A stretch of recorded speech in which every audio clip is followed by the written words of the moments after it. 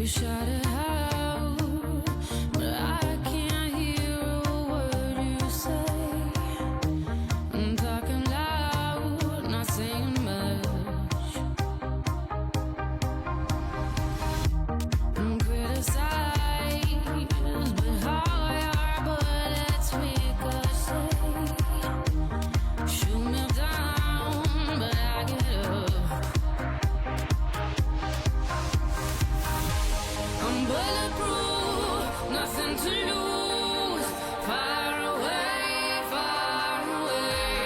ricochet. You take your aim. Far away. You shoot me down, but I won't fall. I am titanium. You shoot me down, but I won't fall. I am titanium.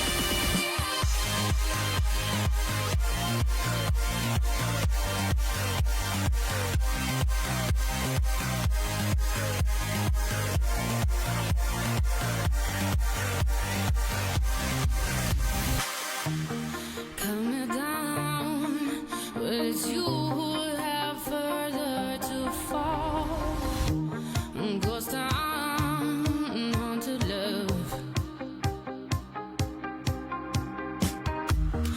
Raise your voice, sticks and stones may break my bones. Talking loud, not saying much. I'm bulletproof, nothing to lose. Far away, ricochet. You take your aim. Far away. You shoot me down, but I won't fall. I am titanium. You shoot me down, but I won't fall. I am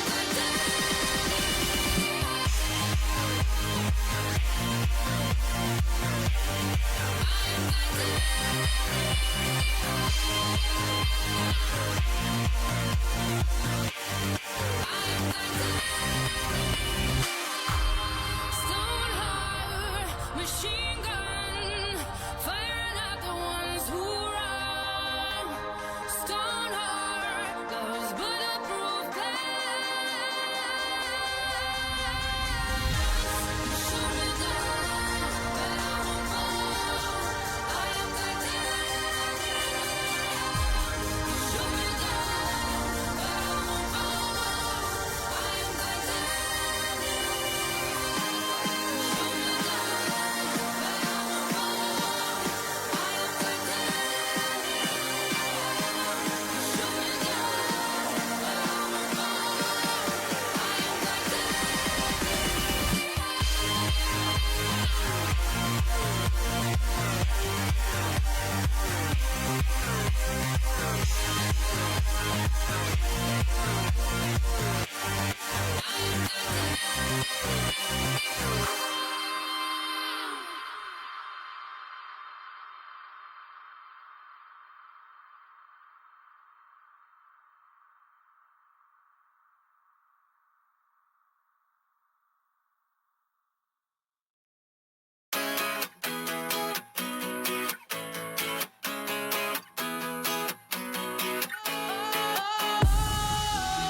Sometimes I get a good feeling, yeah.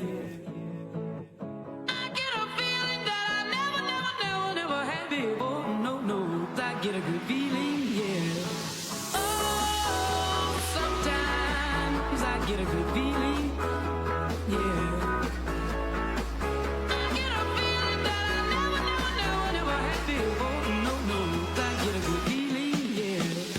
Yes, I can. Doubt, better leave. I'm running with this plan. Pull me, grab me, crabs in the bucket can't have me. I'll be the president one day. January 1st. Oh, you like that gossip? Like you the one drinking what gossip.com. Now I got a word for your tongue. How many Rolling Stones you want? Yeah, I got a brand new spirit speaking and it's done. Woke up on the side of the bed like I won. Talk like the wind in my chest to that sun. G5 in the US to Taiwan. Now who can say that? I wanna play back. Mama knew I was a needle in a haystack. Up on Valley Boy, plus way back. I got a feeling it's a rap. ASAP. Sometimes Sometimes I get a good feeling, yeah. I get a feeling that I never had before. No, I get a good feeling, yeah. Oh, sometimes I get a good feeling, yeah. I get a feeling that I never had before. No, I get a good feeling.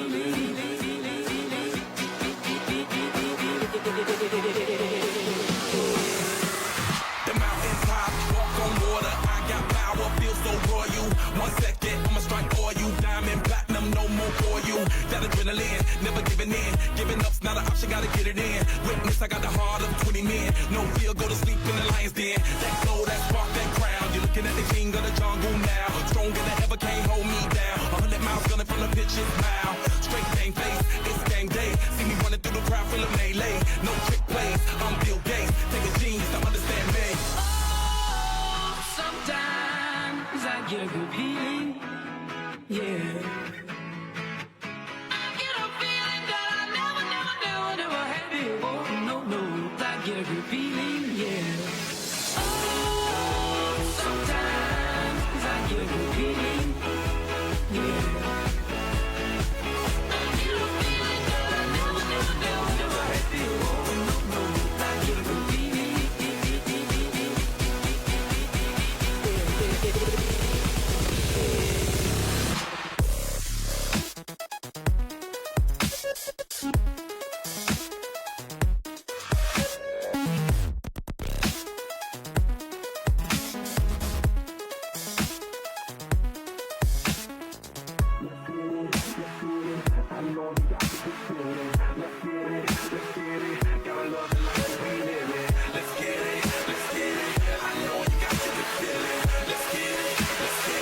Gotta love the life that we live in.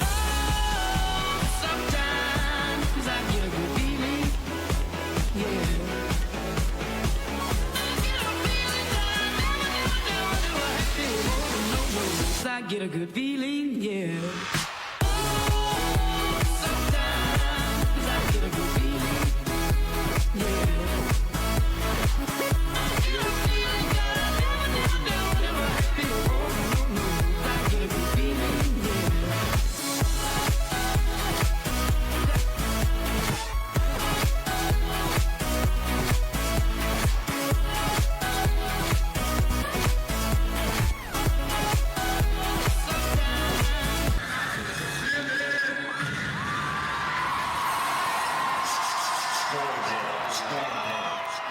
You came to have a good time tonight. Let me hear you say yeah.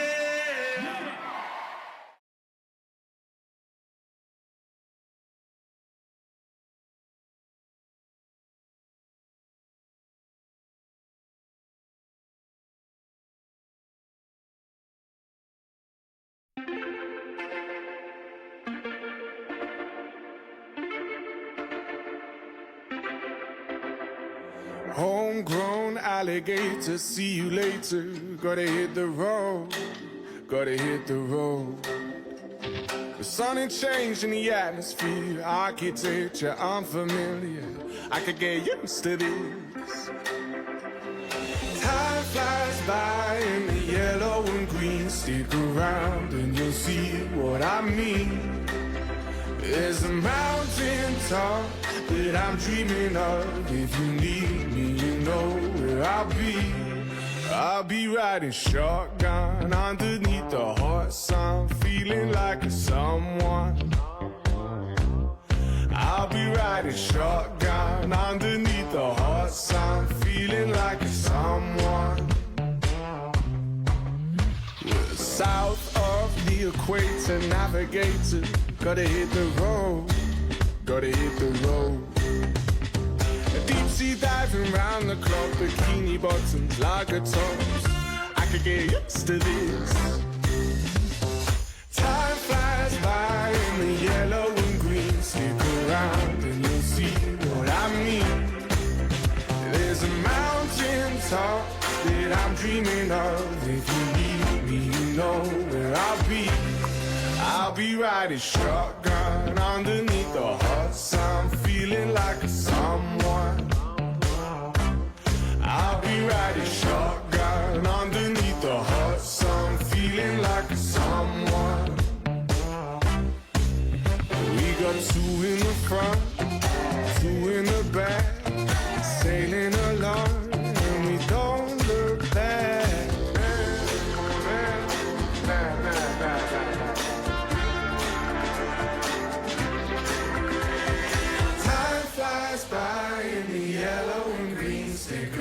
around and you'll see what I mean. There's a mountain top that I'm dreaming of. If you need me, you know where I'll be.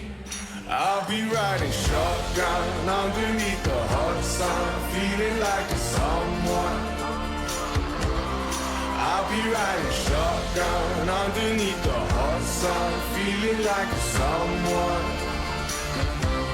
I'll be riding shotgun underneath the hot sun, feeling like a someone.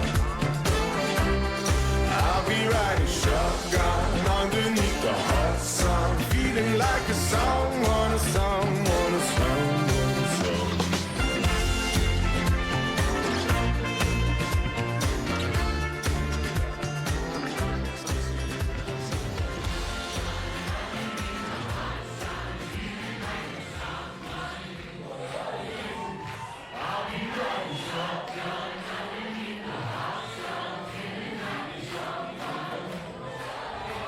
Thank you very much. Come on, Harry, we want to say goodnight to you.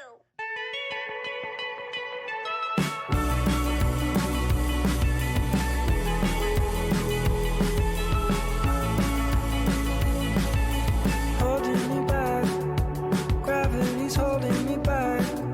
I want you to hold out the palm of your hand. Why don't we leave it at that? Nothing to say, and everything gets in the way. Seems you cannot be replaced, and I'm the one who'll stay. Oh, in this world, it's just us. You know it's not the same as it was. In this world, it's just us. You know it's not the same as it was. As it was. As it was. You know it's not the same. Answer the phone. Harry, you're no good alone. Why are you sitting at home on the floor? What kind of pills are you on? Ringing the bell, and nobody's coming to help. Your daddy lives by himself. He just wants to know that you're well. Oh, in this world, it's just us. You know it's not the same as it was. In this world, it's just us. You know it's not the same as it was. As it was. As it was. You know it's not the same. Go home, get headlines, feed internet. I don't wanna talk about the way that it was. Leave America to kids follow. I don't wanna talk about us doing it first.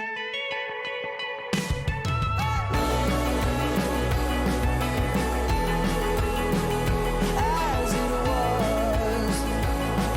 You know it's not the same as it was. As it was. As it was.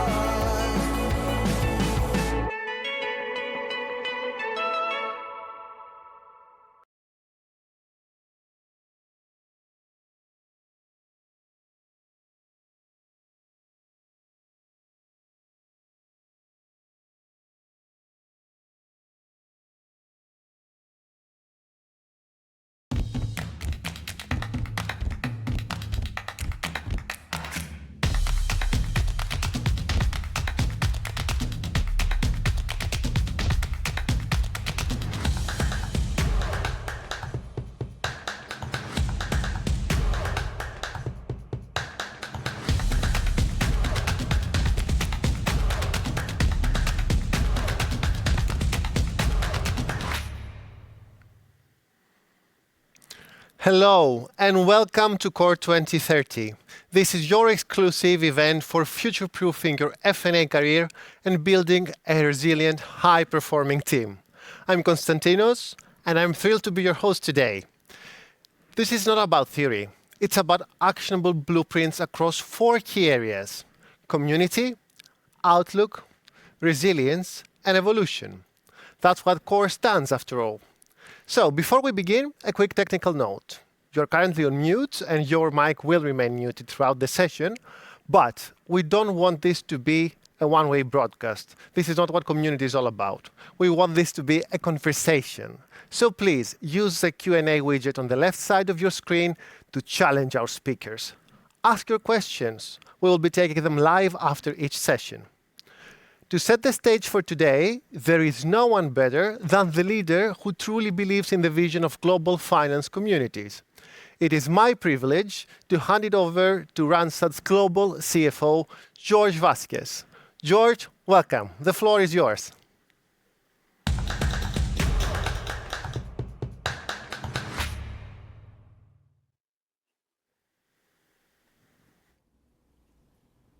Thanks, Konstantinos, and hello, everyone. It is fantastic to be here with you today for our CORE 2030, our first global community event.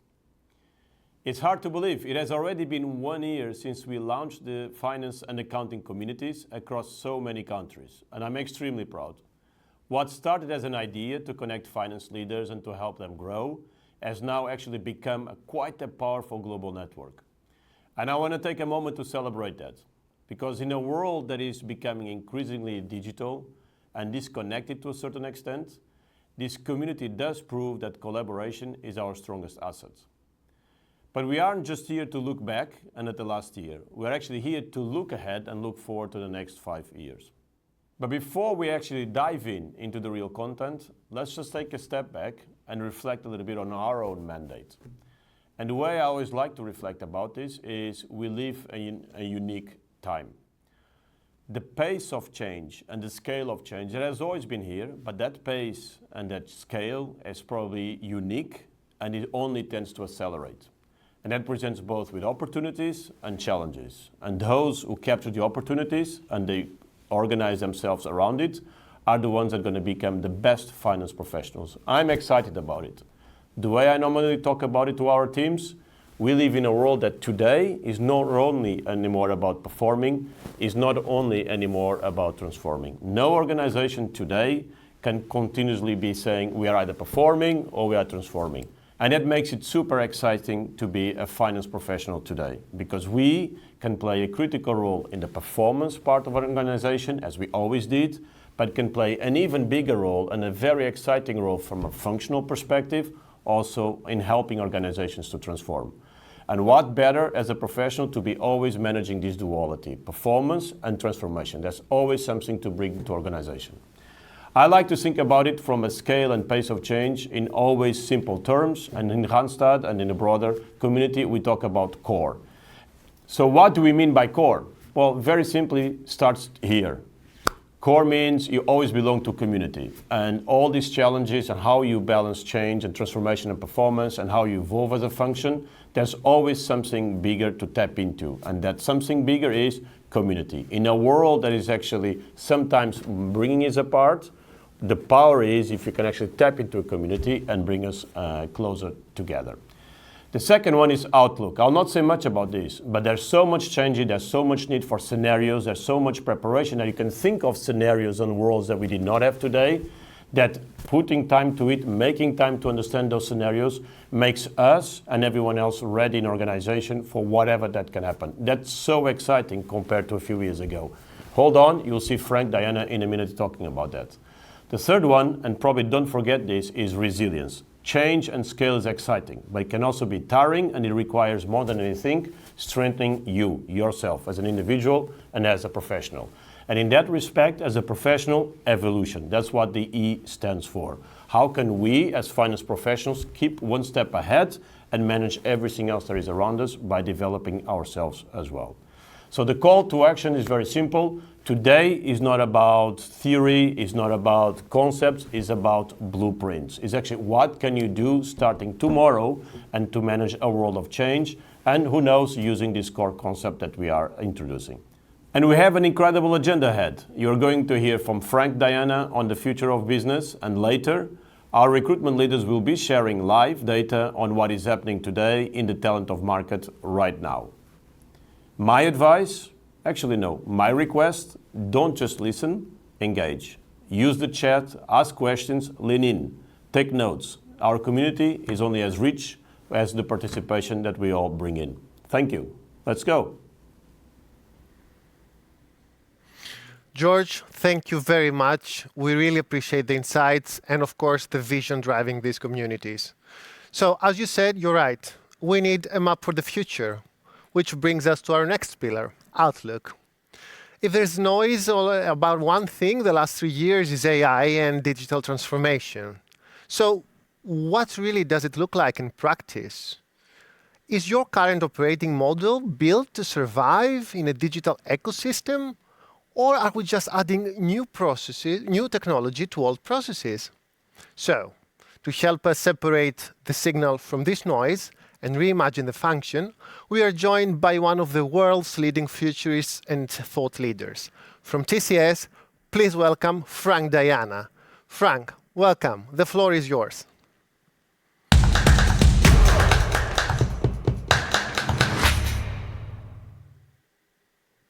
Well, thank you for that great introduction, and a pleasure to be with you all today. I have the pleasure to do this around the world and speak in the context of both the past, which I have found to be the most instructive set of signals about the future, and of course the future. And so we'll do that today in the next 20 minutes.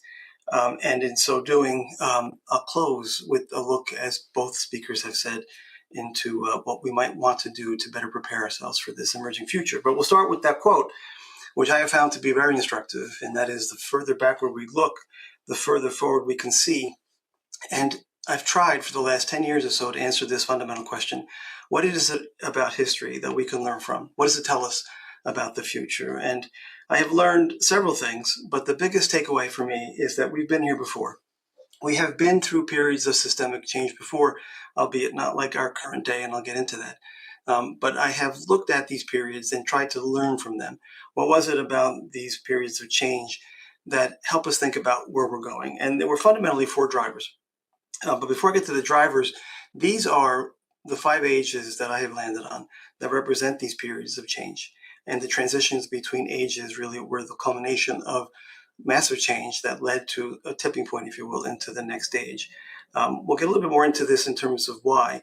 But before I do that, the drivers that I mentioned in terms of systemic change start with growth of knowledge. Throughout history, where knowledge has gone, so has civilization. And it's an incredible story if we think about it, all the way back to the invention of language and writing. The second one, and very important, is convergence. When multiple domains in our world start to converge, change starts to happen. And this is really the core of the argument, which I'll get into in a little bit. And then a big one, general purpose technology, from the steam engine through electricity. Its involvement has really changed the world. And then lastly, and critically important, is our human capacity to deal with these periods of change. And so 4 big drivers that have historically represented change. We'll start with the first one, which really is us. How do we as humans deal with these times of change? And unfortunately, the answer is not a pleasant one, because we are not creatures that like change. We resist, even if the signals are very clear that change is required. It's just a function of being human. And it was the 1970s when a famous futurist actually had this quote in his book, which spoke to the fact that learning and relearning is just not enough. In periods like this, and this again was the 70s, we need to unlearn, which is a challenge for humans to do. And throughout the presentations that I use videos to really underscore these points.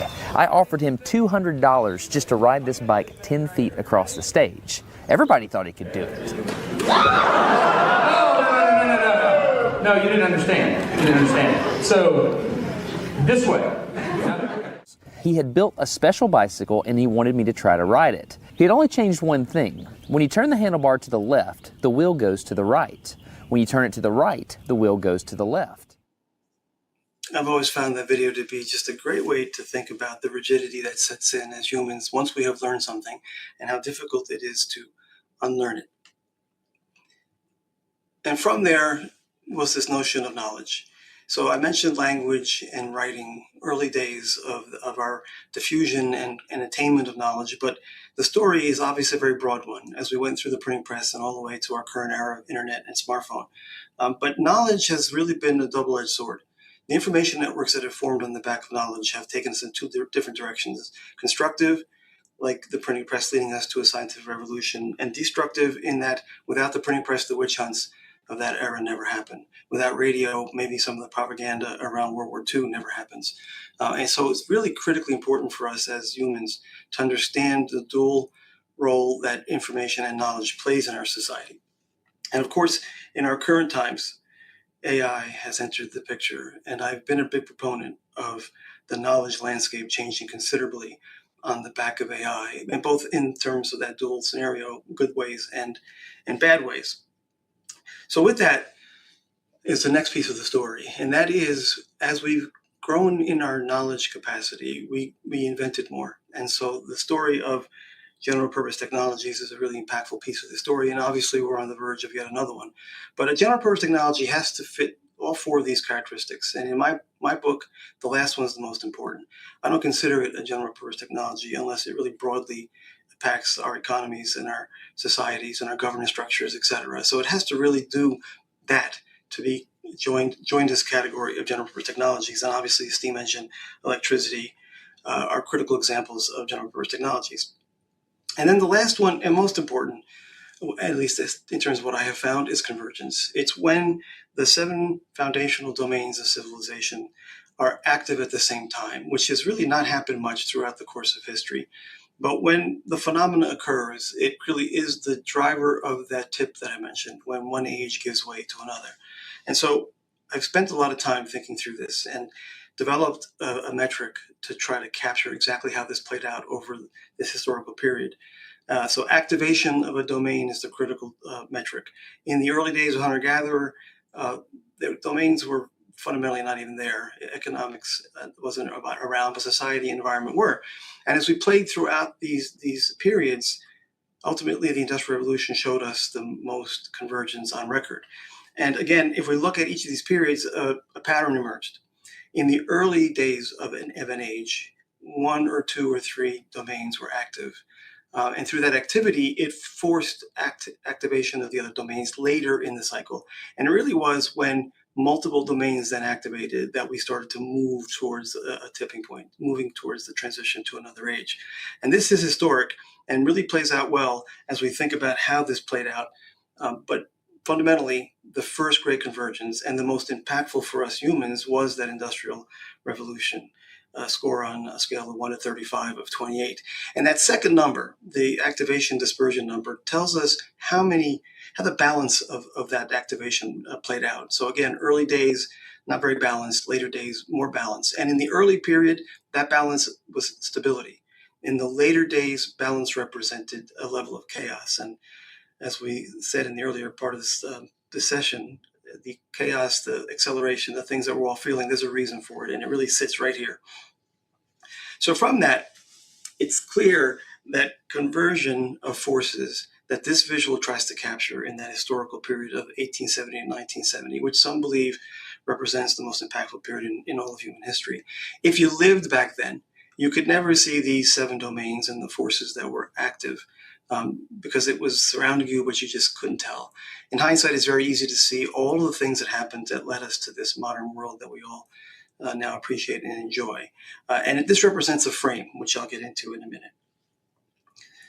So from there, as I mentioned, this was a very special period. So a special century, as this author called it, which set up the standard of living that a good portion of the world now enjoys. And the heart of this was that notion of convergence. So that history lesson very quickly takes us to a look into the future. And I like to think about this in the context of what if questions versus having to deal with the what now. And for a finance professional, this is critically important, moving towards this notion of being the provider of what if analysis. And this notion of rehearsing the future, not trying to predict it, is just impossible. And so I'm a big believer that leaders and individuals need to rehearse. Scenarios are one way to do that. I'll introduce a method that I think is little more effective in our current times as I go through this. But suffice to say, what if is critically important. So let's start with a couple of what if questions. What if AI erases our ability to know what's true? And it's already happening if we think about deepfakes, misinformation, disinformation, and the capacity of AI and other methods to really distort the truth. What does society do when the foundation of trust is broken? And a number of things to consider, especially in the context of how individuals learn. In the old days, the scarcity was memorization, the capacity of us humans to actually learn and retain information. But in a world where knowledge and information is everywhere, that memorization ceases to be scarce. And what becomes much scarcer is our capacity to make sense of the world around us. And again, in the context of this audience, sense making becomes critically important in a world that's just awash in noise. So one piece of this story is sense making. The other piece is the evolution of learning itself. I'm a big believer that learning is moving from an institutional foundation of education to something that just surrounds us, no matter where we find ourselves. In the context of a city, as you walk down the city street, the building might help you learn about the history of that city. Or the museum that you pass talks a lot more about the historical people that lived in the city over time, or the church tells you about its religion, etc. Just an example of how learning fundamentally surrounds us when it's all said and done. And it really is intelligence, the connection of intelligence that AI creates that enables this world somewhere in the not too distant future. But we have a challenge, and this is represented in what I mentioned in terms of disinformation and misinformation. The persuasion paradox speaks to the fact that we have never had more information available to us to make good decisions, and yet we've never been more manipulated in the course of history. It is a paradox, something that we as a society needs to really wrestle with, especially in the next 2 to 3 years. So finding meaning in the noise, the critical skill sets of the future. Regardless of whether you're a child or us as leaders, is finding meaning in the noise. How do we think critically? How do we think systemically? How do we leverage those traits to actually help a world that really is distorted in the context of information? So with all of that is the second question. What if history is repeating itself? And one of the things that I found in all my analysis is that history or the world is really just a series of cycles. And so it does sort of repeat, if not rhyme. And as that plays out, we have to think critically about what history tells us. And so we go all the way back to this notion of convergence. I am finding that we've never been here before, where every domain, all 7, are active at the same time. And it's not the late stage activation. It's probably not early, but middle stage activation. And so that square of 33 tells us that there's a tight coherence across these domains. And that should really describe to us, help us understand why so many of us are feeling this overwhelming feeling, this acceleration, this chaos. It's really a function of how this is playing out. And so this example of balance to that 0.45 that you see there represents a little more chaos than the balance of the past. And so we're at a very different point in history. And so how this plays out will dictate how the world evolves. And so another example, that historical map is a future map, which has just thousands of forces underpinning it across those 7 domains, which makes it very clear that there's a lot going on. And scenario analysis really doesn't do it justice because it's just too much for us to analyze and build a scenario around. And by the way, AI is serving as a convergence engine. It is forcing convergence across these forces in a speed dynamic that we've never seen before. And so there's a lot happening in terms of forces, how they converge, and the engine that's driving it.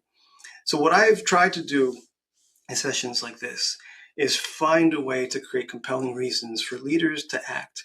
Because part of the challenge that I face as a futurist is exactly that, compel leaders to not view this as science fiction, but view this as a rally cry, if you will, to act upon some of the forces that are emerging. So I have focused on the latter part of this decade intentionally, because through that focus, we can start to see things that are real, things that are happening today, things that are leading us towards a specific place in 2030. And as it does so, it's establishing pressure points. These pressure points are real and they're historic.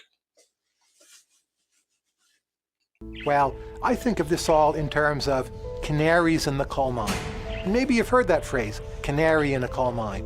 And you might wonder, why are we talking about canaries and coal mines? Well, coal miners used to take canaries with them underground. If the mine shaft had dangerous amounts of gases, such as methane or carbon dioxide, the canaries would show distress or die before the people would. The canaries were more susceptible, and so they provided a valuable warning signal when something was wrong. So when I look at today's world, I wonder, what are the canaries in the coal mine? What are the weakest parts of the system? And they're failing, but it's not just a localized failure. It's giving us a broader and deeper warning of bigger stresses on the entire system. A really good way to think about the concept of institutional pressure points. And just to impress upon the audience that this is, again, not just science fiction or fear-mongering, this is historic. This is an age that we can all see here in terms of the war periods, the Depression, and these are the characteristics of that age. And I always ask an audience, find me something on this list that doesn't exist again today. There's precedence here in terms of pressure points that emerge and how those pressure points interact with our civilization in ways that changes what we know. And so from there, I started to build some macro models that would look at forces at play across the latter part of this decade and what they might represent in terms of the world that we find ourselves in 2030. And I, for audiences like this, have focused this analysis on artificial intelligence because it is a really big driver of change. And so this underlying model is a model that strictly represents forces that AI is either enabling or the forces are driving AI in certain directions. And so how do we use this in ways that help us understand the future? Well, pathways are emerging. These forces combine. They actually drive one another throughout the 5 years until we reach a certain point in 2030.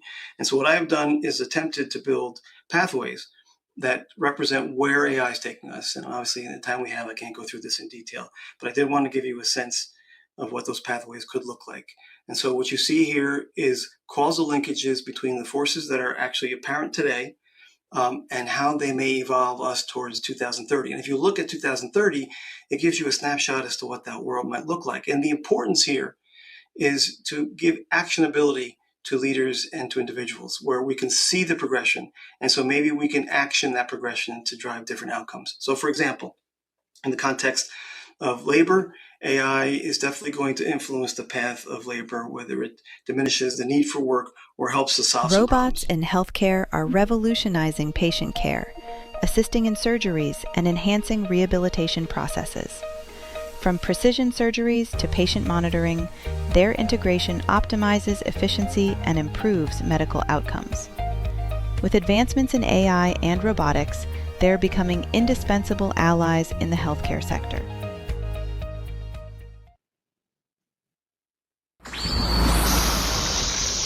Robots are starting to enter arenas we once thought belonged only to humans. And this time, one small humanoid robot from China just stepped onto the basketball court and didn't embarrass itself at all. Unitree's G1 has been doing walking tests, dance moves, and balance drills. But recently, a clip started circulating online showing the G1 doing something much more surprising, taking jump shots. Fascinating to think about where robots are taking us, and it's happening very, very quickly on the back of generative AI. The next pathway is really a health and very important pathway in terms of where we're heading, where our lifespan is increasing, but our health span is not. Every Sunday, I visit my mother. She doesn't always remember me, but sometimes music reaches her. Today, she remembered a song, a hallway, a red sweater. She remembered him. She remembered me. It lasted less than a minute, but for one verse, she was here. Not in data, in presence. A critical issue for our civilization in the next 3 to 4 years, given where things are going. But a good example of how you can think about these pathways. And the last one I'll focus on is the way that cities will eventually dictate regulation and policies through sandboxes that some cities are already driving, where they rapidly try to come up with policy and regulation through the use of simulation and digital twins.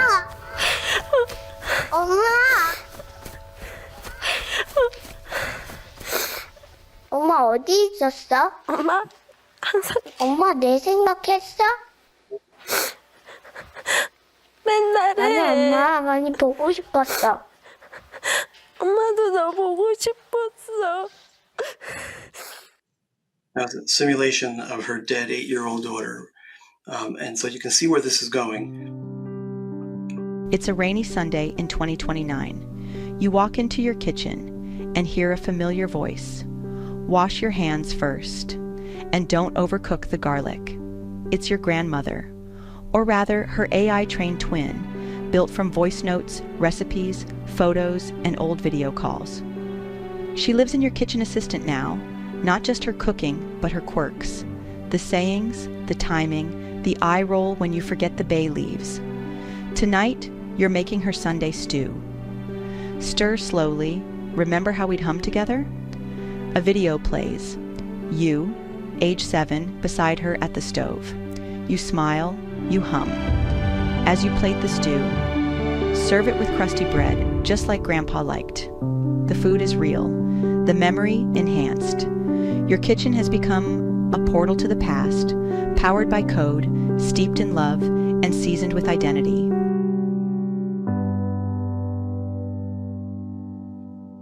So, especially for an audience like this, the notion of simulation becomes critically important. And everything that we do, decisions that we make, really, if we simulate them first, we get much more effective in our decision making. And so, just to close, a couple of things to think about in terms of how we operate in the future. We have to move towards this place of anticipation and influence. We have the capacity to see pathways. So, we can anticipate where they're going. We can insert ourselves to influence this direction.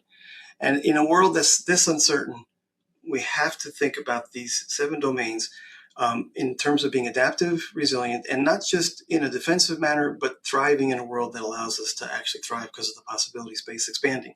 So I'll close with just a couple of visuals to give you a sense as to what an operating model of the future might look like. It has to account for each of the 7 domains. There are things that we can do to help us understand each of these domains as they converge in ways that enable us to go forward. And it's across the board. It's leadership, it's structure, it's people. And so if we're to embrace the notion of adaptability, resilience, and thriving, these are just things that we can do to enable us as organizations and as individuals. And with that, I will close with my last quote. And that is, says, individuals drive this future so that history is kind to us. So I thank you for your time and attention. Frank, that was absolutely fascinating. Thank you. Thank you so much for the insights, for that vision that you showed us. And while we're waiting for some questions that are already coming in from our attendees, I'd like to take one first. I can't resist.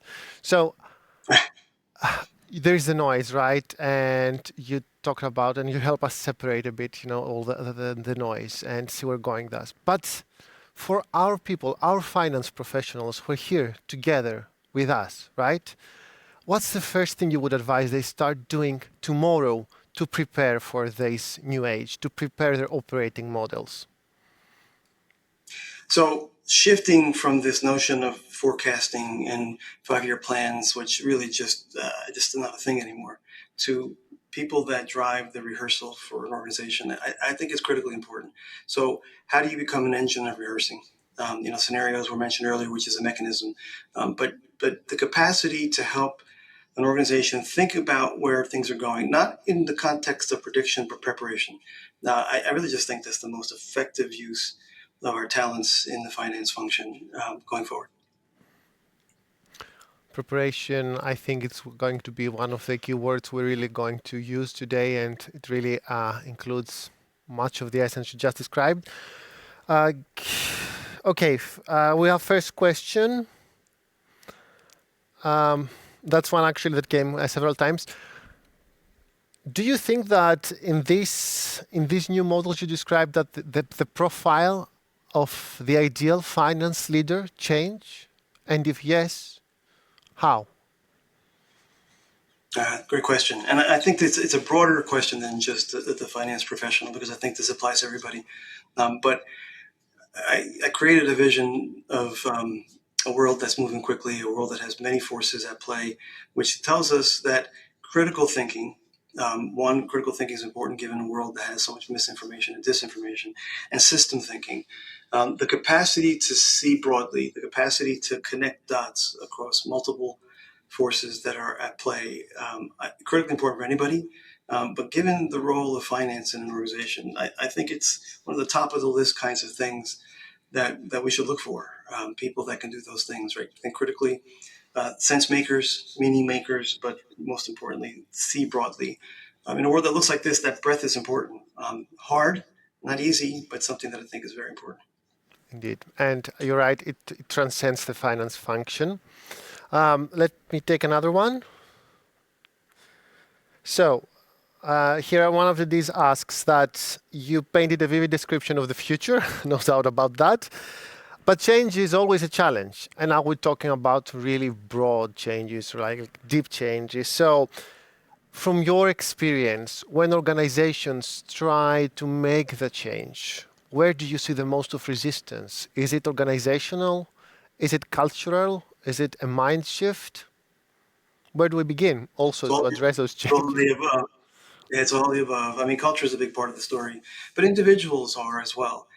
Going right back to that notion of unlearning and that video of the bicycle, it's just hard for humans to forget things that made them successful, that they grew up thinking. It's a belief system that we all have, for good or bad.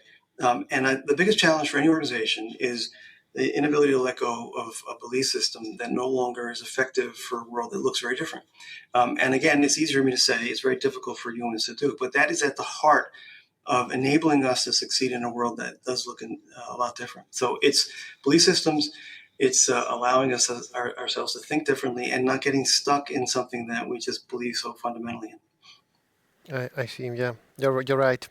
And now that you've been delving so deep into these different streams of work and into the future trends, may I ask you something personal? Do you feel optimistic about the next 5 years, about 2030?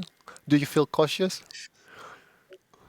Yeah, I get that question all the time. So I am generally an optimist by nature. And so I like to look at the possibility space that's expanding through the lens of what we can accomplish as a society. And so many of the challenges that have plagued our world for centuries are in our line of sight in terms of the capacity to deal with them. And so the positive side of me says, if we do this right as a civilization, we have the potential to do some very great things. The other side of my brain looks at what's required to accomplish that, which is really a global will to fundamentally manage global issues. That's the challenge for society, I think, and which makes me a little more negative, and because I don't see that global will fundamentally, not yet, because we're not dealing with localized issues anymore. AI is not a local problem. Climate change is not a local problem.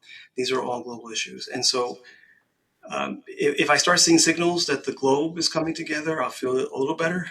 But that's really how I usually answer that question. I think you're right, and the sometimes problems grow faster than our mindset and our way of thinking. Again, Frank, thank you so much. That was an incredible outlook. It was a real pleasure and honor to have you with us, and looking forward to seeing you again.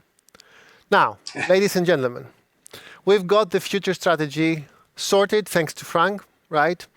We understand the changing operating models, and now we get a better sense of this age of convergence. But we still have big questions, like what practical steps should finance professionals take to level up their careers? We discussed briefly with Frank about it. And what can leaders do to support and empower their teams through this change? So, to answer that, we are moving into our next session, performance, resilience, and building a high-performance team.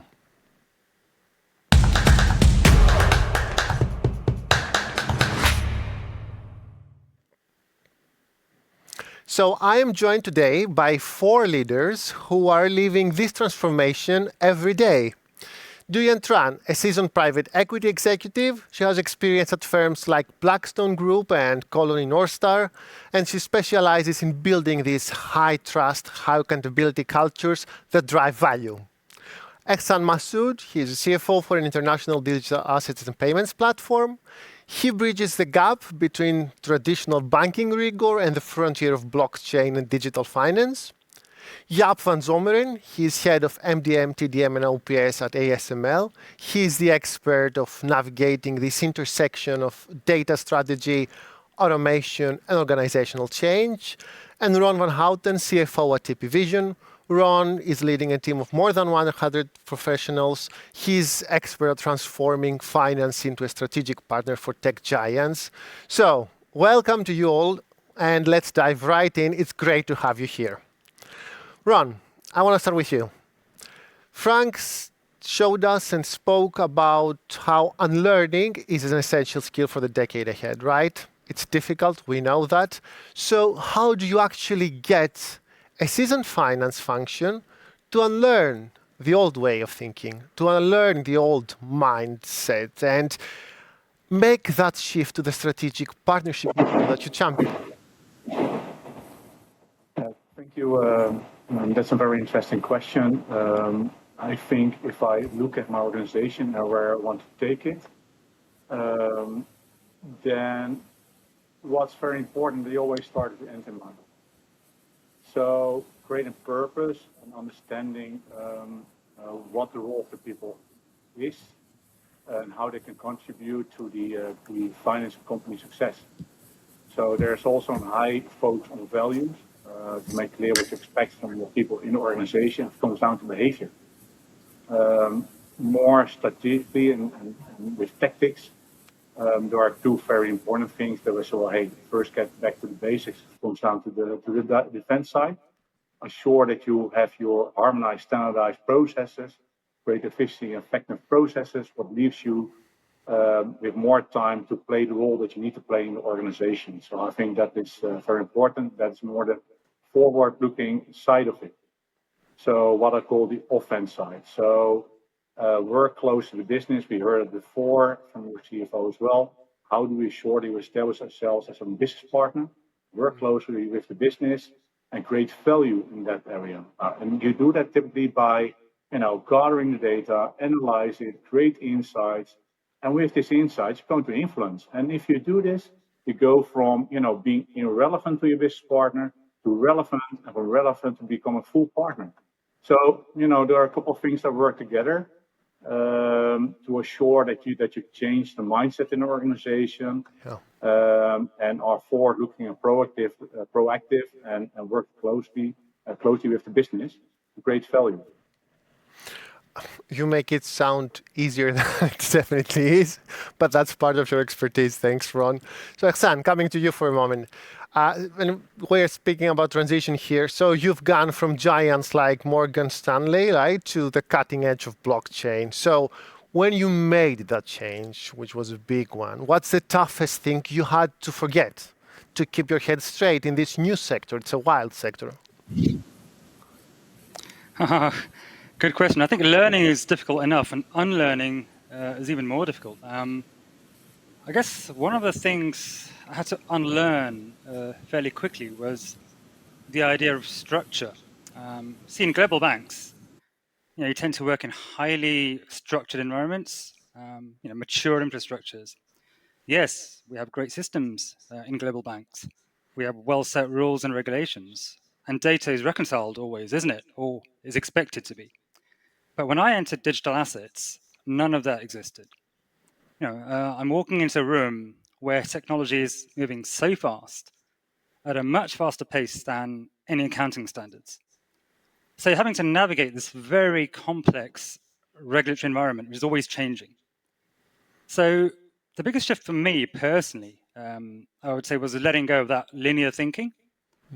So in investment banking, change is always incremental. Steering committees every 5 minutes.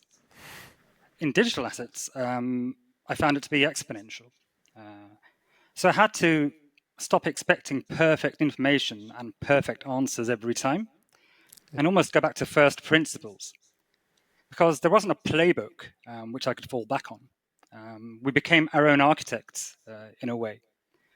So to sum up, my key takeaway here is don't expect to use old frameworks in new worlds.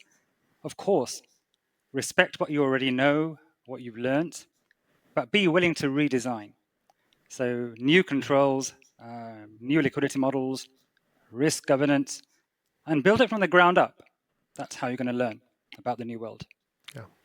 Thank you, Hassan. Thank you. That's very interesting. Duyan, listening to Hassan, I'm thinking that he had to forget some things, right? The linear thinking away also. So, but we know that ditching old habits often requires a safe space. So, taking a look at your experience, how do you create an environment where actually holding people accountable doesn't kill that ambient learning and experimentation that Frank just described? How do you do this? Yes, I mean, I think that's the million-dollar question. I think we often think about accountability and safety as opposites. As if we had to choose between high standards or creating a nice culture. But for me, accountability cannot exist in the absence of respect. So I think for leaders to create a safe space, leaders need to really express that level of respect. When you acknowledge that every person has a unique function and a purpose, you aren't just being polite. You're empowering them and you're saying, I respect your ability enough to trust you with this challenge. So it reminds me of my early days at Blackstone, right? I was working in a literal sea of greatness, high stakes, high pressure. And, I often saw colleagues and even senior leaders like Stephen Schwartzman himself navigate through some of these moments of uncertainties. And what I saw was even the best fumbles at time. But I think for us to unlearn and to move forward, when we fumble, we need to feel that we're in an environment that respect our capabilities and that can support our learning through some of these challenges. And so I think that when you surround yourself in a culture that's built on respect for the individual, unlearning or needing to learn something is very, very more at ease than it is when you're in a culture where you think that the expectation is for you to always know the answers and to always be right. So I think the key is really in not lowering our bar, but by really giving our teams and our people enough respect to let them experiment, let them fail, and then let them find the unreasonable solutions that the future demands. Thank you. Thank you. That painted a warm picture, and we need that. Thank you so much. But if I come to Jaap, sometimes it's not the people, it's the systems that force us to keep acting in old ways, right? Sometimes people upgrade faster than systems. So in your case, how do you redesign your reporting and data structure to allow for this unlearning? And how do you and your team move from reporting on the past to forecasting for the future, especially in such high uncertainty conditions? Yeah, that's a very good question. And indeed, it's a challenge to move away from old ways of working, especially when you're kind of in a monthly rat race. You're trying to get to the end of the month, and then you don't have time to rethink. And systems are supporting that, or we designed a process with systems that support that. The way we want to move away from it is, first of all, to properly set the governance, align on definitions, assign proper ownership to make sure that everybody knows which role to play. Of course, we want to move away from all kinds of manual activities, automate much more, and make sure that it fulfills the necessity to have one source of truth, and move the data through automated ways of processing rather than manual ways, and then create that fundament on which we can really start predictions. Because the problem is, if we have all kinds of different ways of working and no harmonized definitions, then our predictions will go nowhere. And also, our data fundament will not be trusted. So we definitely want to work on a trustworthy kind of foundation that's all agreed upon. We handshake, and we make sure that it follows proper supported architecture. Amen to that about the common definitions. So thank you so much, Jaap. Okay, going back to Ron. Let's discuss a bit about the skills and the shortages we face. So Ron, we are facing declining working age populations at Randstad, we have seen it through our research. We face a massive skills gap across all the markets almost. So when you look at your team today versus the team you need in 2030, which is not very far in the future, right?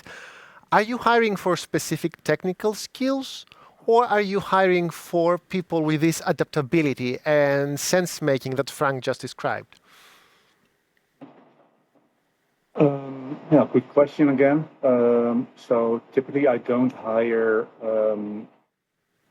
new colleagues to solve problems from the past. So our organization is going through life cycle phases, and what we try to do is to hire people that can help us to guide us to where we want to land in a couple of years. So we look at technical skills because the world is completely changing from that point of view. AI was already highlighted. But I definitely look at values as well. So people join our company for three things. One, a journey. I just explained a little bit about that. So where are we? Where are we going? How we get there? What's our purpose? What kind of value do you create during your time at our site? Do you believe in that? Do you like our product set? And are you a good ambassador of our products that we sell into the market? And lastly, culture and values. So culture and values, we look at, are people adaptive, flexible, accountable? Do they apply teamwork? Are they applying teamwork, respect for each other? So it's actually a mix of those elements where as well we look at technical skills, but definitely as well at people that values, and if they can help us to reach the goals in the future. So and that is a very people-oriented focus. But at the end, people make the difference. Absolutely. And it's great, invigorating to hear the word values so much. They're becoming more and more important than ever. Duyen, turning to you. The war for talent is heating up, right? So how do you actually win? What are your go-to strategies? The specific things that you do to keep the best people in your team, especially when everyone that's skilled, they already have so many options. Would you like to share a secret?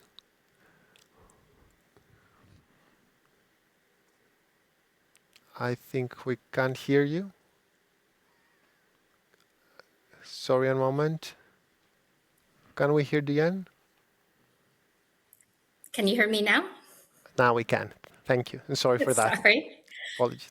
Well, so building on the critical ingredient that I discussed earlier, which is respect, the key for me to attract and retain top talent is to create a culture where people can show up and feel like they're their best, most empowered selves. And I start as a hiring manager, my very first action is to practice radical transparency. When I'm recruiting, I'm completely open with prospective candidates. I don't just sell them on the job's highs or the firm's prestige. I'm transparent about real world frustrations, the messy projects that we need them to help us with. And I invite them to be just as open with me. And I feel like this sets the stage for trust from the very start. And hopefully it eliminates some of that recruiting sheen that typically results in early turnover. But transparency is only half the battle. As leaders, it's absolutely critical to recognize that diversity of thought, diversity of styles really elevates the collective. So it's human nature for us to really just want to surround ourselves with people who think and act and behave like us. But honestly, I mean, can you imagine how dull the staff meeting would be? In my case, I think pretty unpleasant. So I think the strategy for a leader is to constantly discover and champion how somebody's uniqueness, their different perspective, their different style, their different way of thinking generally contributes to the team's success. And I think that when they are aware that their unique voice really is a competitive advantage, they're more empowered and they won't be looking at the door. You said that right. Excellent. Thank you. Thank you, Duyen. But yeah, with AI and automation now doing most of the work, right? At least the repetitive reporting work, I assume that your team's job is changing. So, in your case, how are you helping your crew level up their skills. And from your point of view, from your experience, do finance professionals at the end of the day need to become full-blown data scientists like you, or is there a sweet spot in the middle? So there's definitely a sweet spot in the middle, of course. So the team really embraces the step up with new technology, because what it tries to support with is that we get rid of the repetitive tasks, right, and the nasty tasks that many people anyway don't like to do.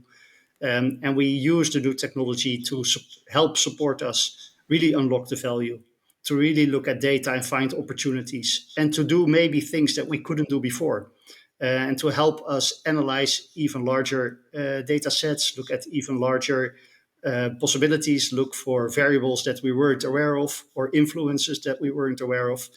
And I think a lot of people embrace it. They don't need to know the full technology background. Of course, they don't need to be a data scientist, but they need to know how to work with the data.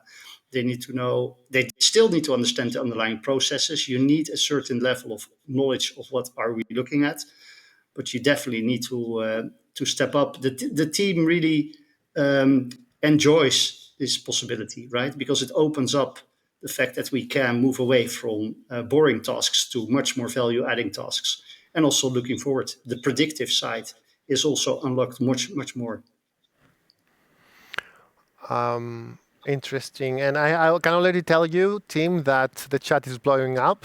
So we'll have to also take some of the questions. But before we go there, Ehsan, in the crypto space, talent is super scarce, right? It moves at lightning speed. So in your case, how do you build institutional resilience? Not team resilience, but institutional. So when a star player of your team walks away, you don't lose that knowledge and that capability with them.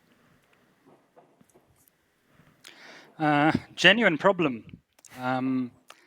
Look, the reality is in high growth crypto and fintech, you're always going to have a handful of brilliant people, be it engineers, cyber experts, blockchain architects. You're going to have star players. And that's inherently key person risk as well, isn't it? And your business can't rely on luck. It takes time, but I guess what you need to do is make the shift from systems that depend on people, the other way around, to people that depend on systems. And there's a couple of aspects around that. First, capture your knowledge.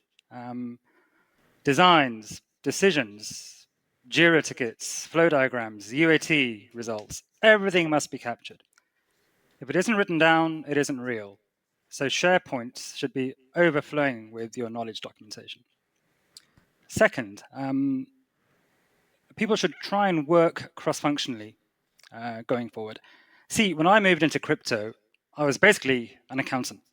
I didn't know anything about blockchain. So I sat down with ops teams, with developers, with legal and compliance teams, not to become an expert in everything, but just so that knowledge could travel vertically. So third is make your processes the IP, not the person. So when your processes become the expert, then even if someone leaves, the capability stays behind. So, and to summarize, resilience is not built on star players. It's built on not having to depend on them. True. Exactly. Very, very good strategy, I think. Okay, going to systems now a bit. Jaap, in our communities, we've talked a lot about intelligent systems across different markets. But in your case, how do you make sure that at the end of the day, you have a data strategy that is not just you check the compliance boxes and you're done with it, but rather a strategy that gives leaders and the flexibility to pivot, to make different decisions or change decisions, no matter what future scenarios pop up. So how do hard systems enable this soft skill, decision making? Yeah, that's a very good question. So the data is the fundament, right? You want to get the data against the right definitions, all agreed upon, trustworthy, right? You need to really have that in a foundation safeguarded, and everybody knows that's the truth. The data itself also over time becomes even more valuable, right? Because it's also the fundament for your prediction and the start to look into the future. On the data side, you also see that data itself, well, we always state data matures like wine and our applications mature like fish. So you want to have your data right? The applications change over time. And that's why you really, really have to invest in that proper data fundament and move forward and have the data stored in one place. You also want to get your logic to your data, and you don't want the increasing amount of data to be moved around. So increasingly looking at intelligent systems, we want to keep the data in one place where probably it grows immensely as we see, and then bring your logic to the data and only get a result set back. That will give you a advantage towards the future. Logic, big word. Thank you, Jaap. Ron, Frank before hit on a great point, and that's actually a key point, shifting from predicting to embracing possibility. But for CFOs, for finance leader, that's a nightmare, right? We live for predictability, let alone in the finance function. So how do you build a budget or a plan that can be flexible enough to allow this kind of uncertainty? Yeah, so the key point for my organization, my people, is that they are proactive and not reactive. They're forward-looking or backward-looking. That's very important. And what my observation is, typically, is that a lot of financial always internal focus, not external focus. I'm talking at a lot of round tables, and I see over there the same thing.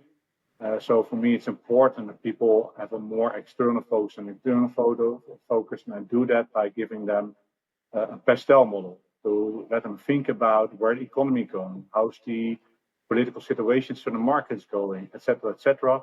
Work close with the business, transform all those plans in long-range plans, midterm plans, and be resilient. So are we able to have an organization that can adjust itself quickly based on what we expect to new circumstances? Yeah, and that is a sort of mindset that you need to have, and that's extremely difficult to have. Typically, like I said before, financials are backward-looking focused. So to transform that, you constantly need to talk about that. You need to have a good understanding what consequences could be of certain scenarios in the market. So scenario building is important. To give you an example, we had situations where we were planning growth in the Turkish market. What's happening? Erdogan is changing the policy. They are increasing the interest instead of lowering the interest. What's happening? The consumer starts to save money instead of spending money. And that has an impact on the demand in the market. So how do you adjust yourself from the cost structure point of view, etc.? So you need to have scenario building, you need to be forward-looking, you need to have a good understanding of external factors. And that is as well the role of a CFO these days, where you have to work with a lot of external stakeholders.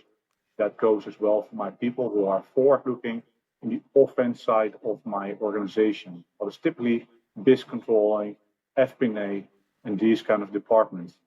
Mm-hmm. Thank you, Ron. Exan, I was planning to ask you something else, but we have so many questions coming from the audience right now, and I think your transition makes you from a different sector to such a high-moving sector, an expert. So, are the soft skills more important than technical skills, in your opinion? And that's a question we got a lot. For this kind of transition or for the evolution in this finance function, what do you think? What's your experience?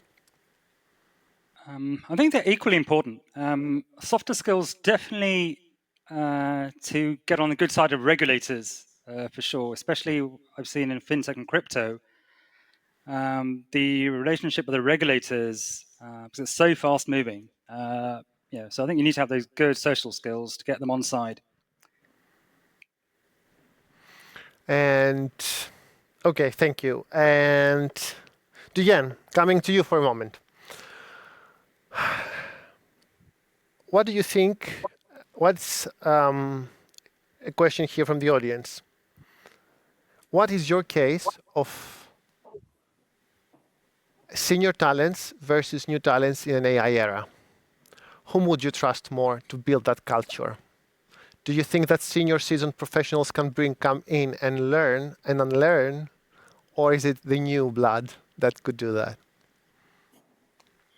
Well, I think it takes a combination of both. But for senior individuals like myself, I think the first lesson is not to be scared. I know I certainly was. But then I quickly realized that the brilliant technology can only function with my critical thinking, as Frank would say, my perspective on life, my ability to interpret and make sense of different scenarios and different pathways and different options. What I've found, at least for myself, is that while the machine is very, very helpful and eliminates a lot of the legwork that I would have to do, it takes the level of experience to understand and interpret the data. So I think for young professionals entering in their career, what they can learn from AI is practically, that pathway to the critical thinking. But certainly, they need to rely on their senior leaderships and their managers to really then develop and make sense to know when the critical thinking by the machine does not make sense. Excellent. Thank you so much. Okay, we have a few minutes left, so we'll do a very quick round. I'll start with Ron. And actually, it's the same for all of you. If you can give our leaders and the audience here listening today one piece of advice how to future-proof their career, what would it be? Or their team? Not specifically about careers, but always start with an end in mind. Understand where you're going, what the purpose is, and how you create value. And that can be different aspects. But you need to go somewhere. You need to have an end in mind. You need to understand what the purpose is. Those are so key, and that helps to hire talents, to grow talents, to retain them. Adding value for your company. Absolutely agree. Jaap, what about you? And if we want to move for the future to that resilient engine, what is the one data bottleneck that leaders need to fix tomorrow to be ready for 2030?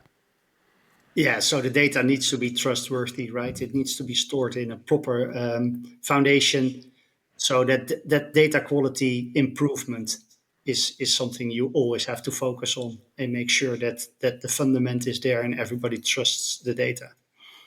That is the first advice I would give. Nice, thank you very much. And Ihsan, in such a geopolitical and market volatility that you also experience in your sector, what is the non-negotiable trait that you want a professional joining the team have to be ready for 2030? One non-negotiable trait, I'd say clarity of thinking, the ability to stay clear-headed when you've got the world viciously moving around you at a fast pace. I'm not looking for a superhero or perfection, just the ability to see things as they are and make decisions even when you don't have the full picture, but do it with conviction. Because the next crisis will not reward the biggest balance sheets or liquidity, it will reward the clearest thinkers. Thank you. Thank you, Ihsan, and thank you all for your insights today.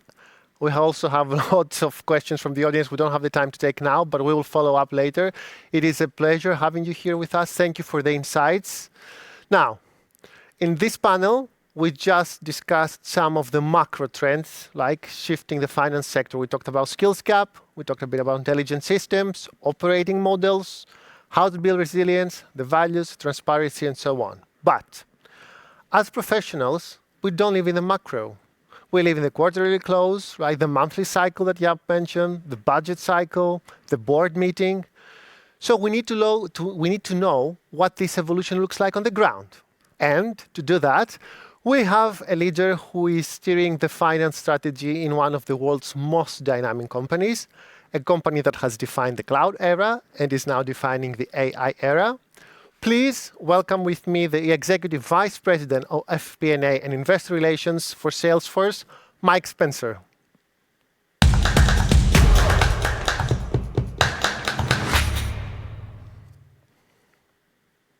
Mike, welcome. It's great to have you with us. So, Salesforce... Good morning, Paris. Good to see you again. Likewise. Salesforce has famously pivoted in the last 2 years from a growth at all costs mindset to a profitable growth mindset.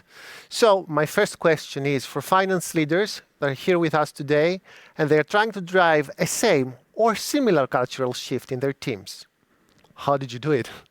How do you retrain a finance function to job just saying yes to growth at all costs, because this is really, really important always, and start acting like the stewards of margin? Yeah, thank you, Paris. I think there are three, from my perspective, three kind of key aspects to it. First, you have to make sure that you've got the tops down alignment. So when you think about from the board to the CEO to the rest of the leadership team that's leading the organization, everyone has to be aligned on the mission. Because it's going to filter through the organization and require lots of change to the organization. And so having that alignment is critical. The second thing I would say is you need to shift the mindset in the organization, because in a growth-only mindset, it's, I don't want to say reckless abandon, but it's, go after growth at all costs. And so folks don't necessarily think about an ownership mentality is the way I like to talk about it. So thinking about it as if you're running your own small business, and would you spend that dollar? Would you go after XYZ the same way? And if you can shift the mindset for folks looking at it and saying, okay, well, is that the right use of headcount, or is that the right use of dollars? Or could I find a different way to do it, or find a more efficient way to do it? It really starts to change things. And then I think third, and this may be the most important out of all three, is you really need a positive mindset. Because when you go through a cost-cutting side exercise, when it's not just growth only, it can really weigh down on morale in the organization. And so you need people to see the glass half full of, okay, we're actually making the company healthier. It's almost like training for a marathon, and you can't do it overnight, and it takes time. But man, when you start training and you actually start to get in shape, it feels really good. And so you got to get that momentum rolling downhill, if you will, with the organization. So getting the people to see those patterns and embrace this kind of different thinking requires time, as you said. And I think it's very pertinent to ask that, this is now an era where, in theory, AI is finally cutting out this grunt work of FP&A, right? Is this a case for you? And if that's the case for you, then excuse me for asking, but what are your analysts doing with all the extra hours? Are they, as you said, shifting their mindset, focusing on strategy, or is it still a bit of transition that's waiting to happen? I would tell you, Paris, it's probably not as extreme as the last, but it's probably not as far as long as the first. So I think the way I would talk about it is we're kind of in this classic zone right now with AI adoption of overestimating what can happen within a year and underestimating what's going to happen in 5 years. And I think if you go back like 12 months, 18 months ago, I think everyone thought pretty much all G&A functions were going to be displaced within weeks, it felt like at the time. Clearly, we're 18 months later, and that's not really the case. I think the challenge becomes is change. One, change is hard, I think, as everyone here knows. But two, change is hard when you're trying to really change the behavior of how people work, which is really what's going on now. And how do you take agentic AI, whether it's using Gemini or ChatGPT or pick your LLM, and inject it into your day-to-day operations, or if it's some other layer of agentic AI, like for Salesforce, we have Agentforce. And that is really, really hard because not only is the business not slowing down, it's actually speeding up in this environment. And so a lot of folks kind of look at it and say, well, gosh, I don't have time to waste trying to figure out how I'm going to use AI. So I just got to keep doing it the way I was doing it because I just don't have time to waste figuring it out. And that's almost that's the wrong mindset from my vantage point. And so what I've tried to do within the organization is to really baby step folks and start tackling everyday use cases. And so I'll give you an example. I now when I'm ready to do a presentation, one of the first things I'll do is I'll just go to a chat window and prompt in, help me create an outline for XYZ presentation. And then I'll refine it. I'll say, okay, it's eight slides, trim it down to 3 slides, et cetera. And I do that actually live with a lot of my teams when they're presenting to me, and they'll say, oh, we're working on this project, we're having trouble, blah, blah. And I say, okay, let's pull up Gemini. Let's start going through it. And so it's almost a trial by fire in a very active scenario. So then you start to create the curious mindset, if you will, within the organization to start to think about new ways. I will say that one of the inherent challenges we're running into at Salesforce is there is a fear mindset in a lot of the organization, especially as you get to the lower levels of the organization, where they worry that if they adopt, they will lose their jobs.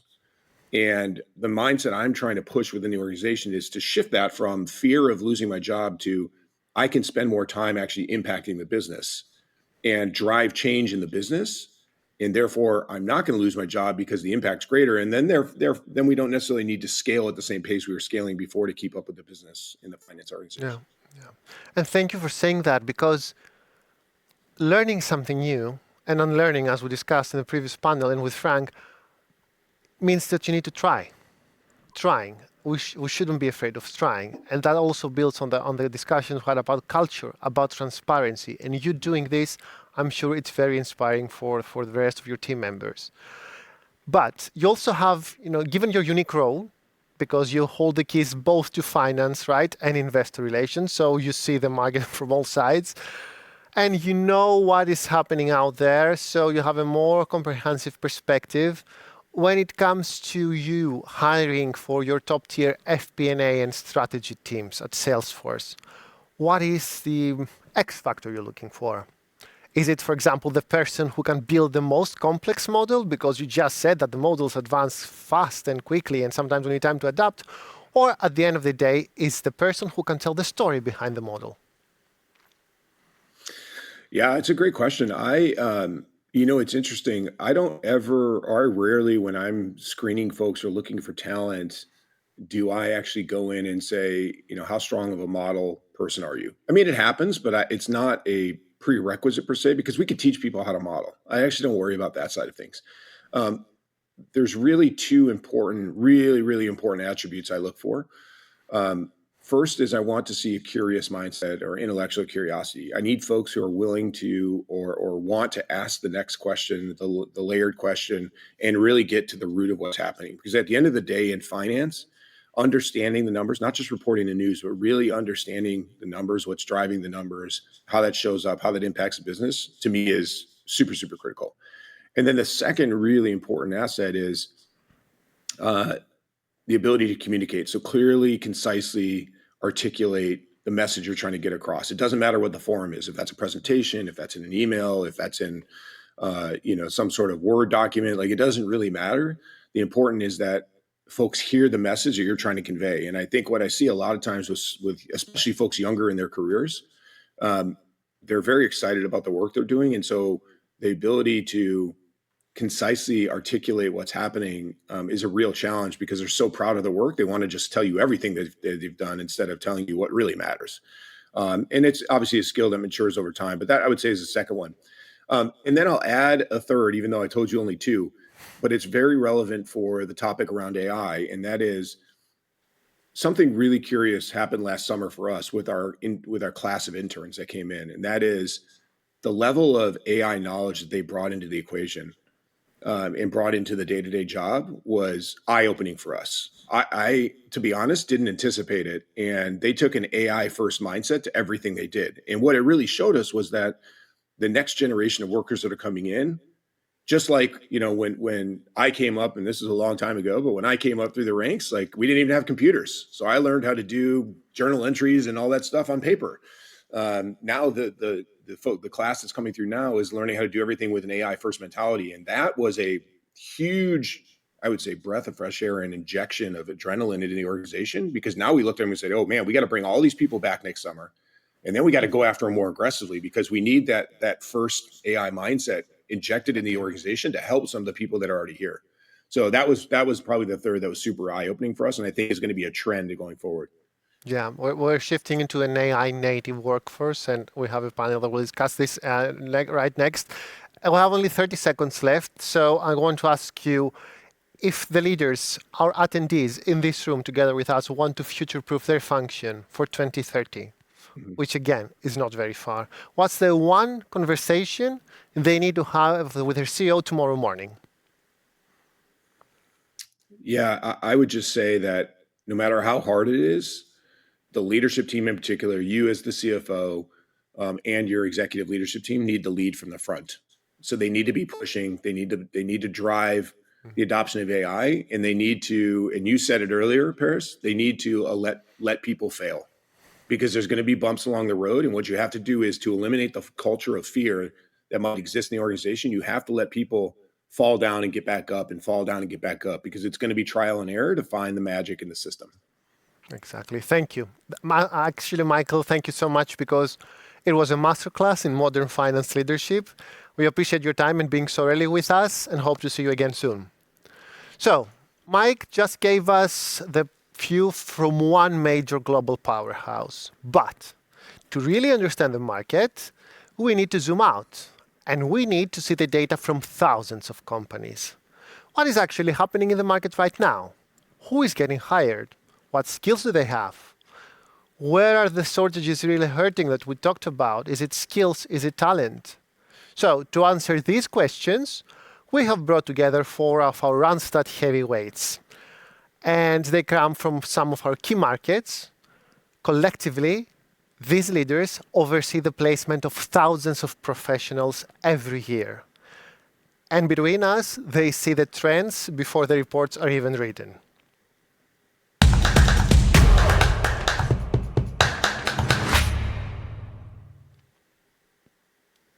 So please welcome with me Jill Eubank from the US, Executive VP for Professional Talent Solutions, Misha Bouma, Business Development Manager, F&A in Randstad Professional Yacht in the Netherlands, Simona Buriani, Head of Finance for Randstad Italy, and Tom Eden, Regional Director for Professionals at Randstad UK.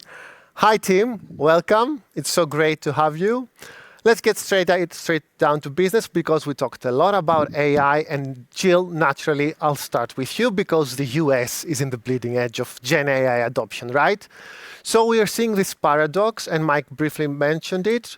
Junior finance tasks are being automated, but this means that, at least from what we see, that juniors aren't learning the basics anymore. So in your case, in your market, when you are hiring finance talent today, are you prioritizing Excel wizards, hard skill wizards, or individuals capable of auditing the AI's logic? And when you do that, I'm really curious, how do you assess it?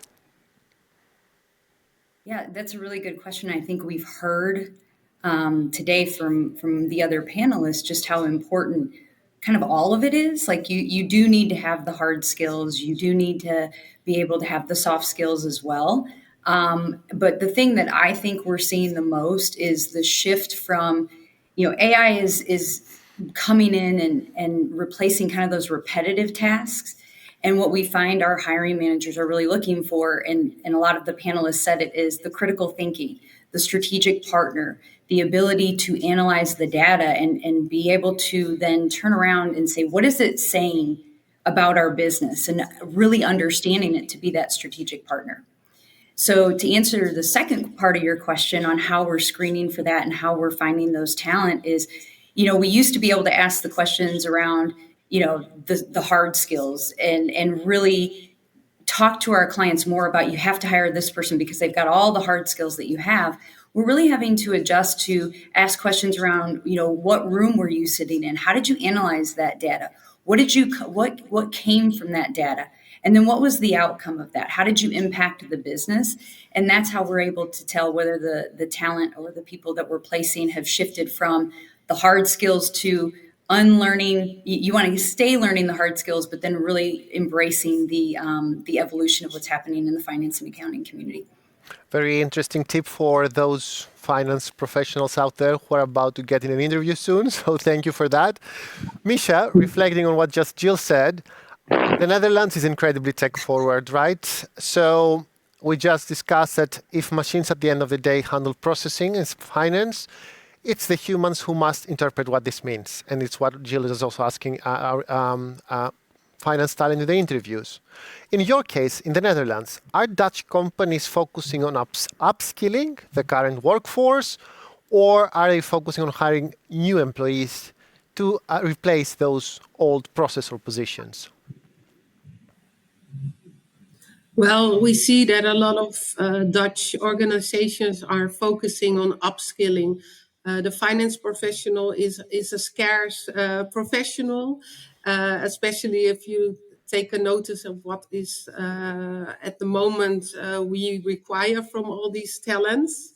So the people who are now in your F&A team, they have the knowledge of the company, they have the knowledge of the processes, the knowledge of the regulations. So we are focusing on upskilling those financials, but it's also important to have a few, like Mike said, AI first talents in your team. So make a combination of people who have, are an AI champion and help you think in a different way and see the possibilities of where you can,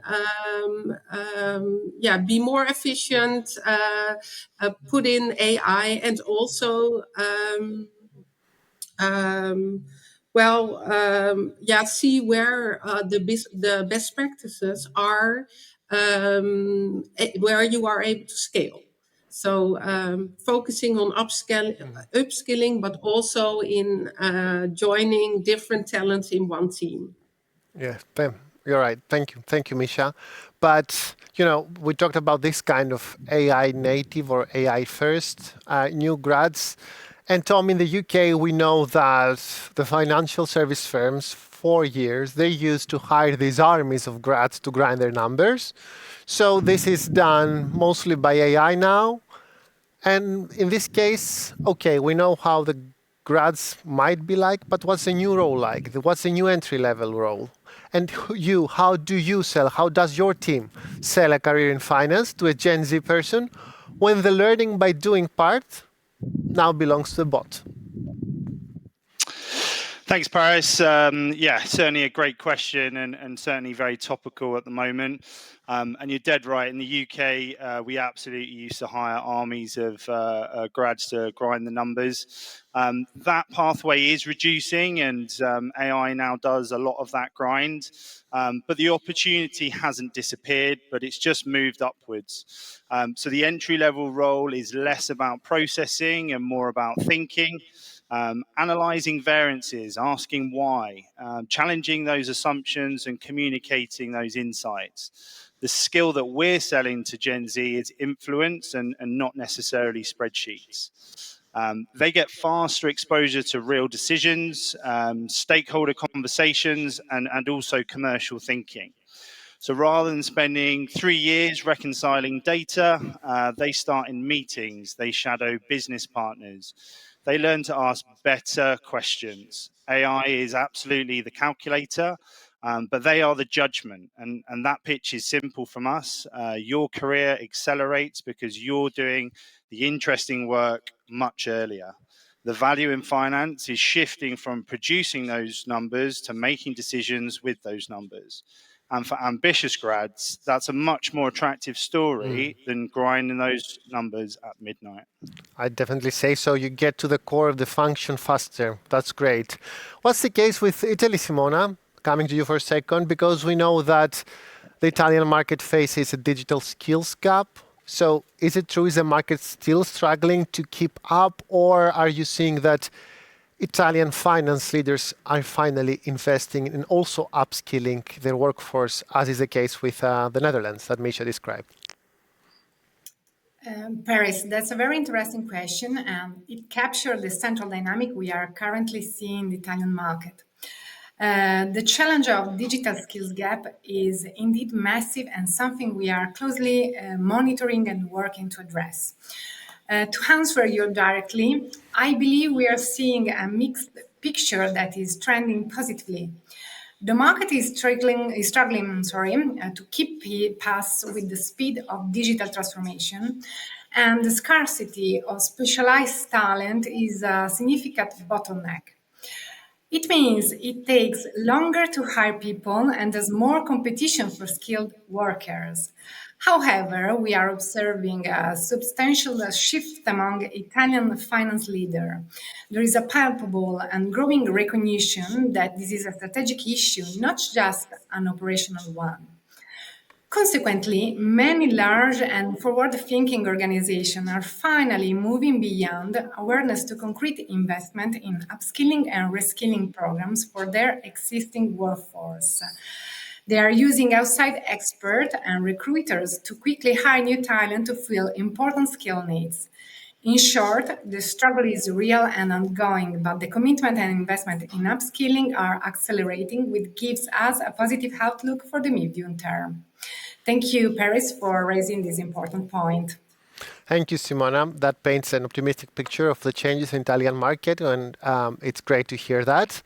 Misha, I'm coming back to the Netherlands because for years, the default model was sending routine back office work offshore, right, for low cost. Now, and we've discussed this in our communities together, especially in the Netherlands, automation is the new offshoring. So as the cloud automates some tasks like invoice processing, that work disappears. It doesn't just relocate, right? Are you seeing roles reshoring back to the Netherlands? And if this is the case, which roles do you see? Interesting. Well, I'm challenging the word reshoring because maybe it's more like realignment. Because, like you say, those transactional roles or tasks, they aren't just disappearing in the offshore centers, but they are disappearing everywhere. So. Yeah, I think it's what we see is that the tasks that are coming back to the Netherlands, they are really the specialized tasks. So you need to have a great knowledge of data governance, data compliance, also knowing the regulations here in Europe, in the Netherlands. Process optimization, which is really an important task that's coming back, and that continuous improvement part. So it's not really roles that are coming back, it's more the specialists and special tasks. And what is returning are much smaller numbers than that went offshore. Interesting. Okay. But I understand that in the US, we're not talking about realignment that Misha described. We're talking about reshoring, at least in manufacturing. We know that. Is finance following, Jill? And if it is following that reshoring, does it require different personality type than the typical back office accountant you used to know? It's funny you bring up this question. I actually recently met with a client of ours where they had offshored some of those, I would call them repetitive remedial tasks, and they actually brought it back to the US and replaced it with AI. Now, it didn't impact the number of jobs or the number of people in their department. They're an accounting shared service center. But what they did is they then now made that particular department part of the customer experience. And what I mean by that is they shifted the skills to, yeah, I still need to understand the invoicing and if it's been paid, what's outstanding, cash applications. But now that department is part of the customer experience. They're reaching out to the customers, making sure they receive the invoice. Do you have any questions about the invoice? Taking the calls around, hey, I've got an issue with my invoice. Can you help me?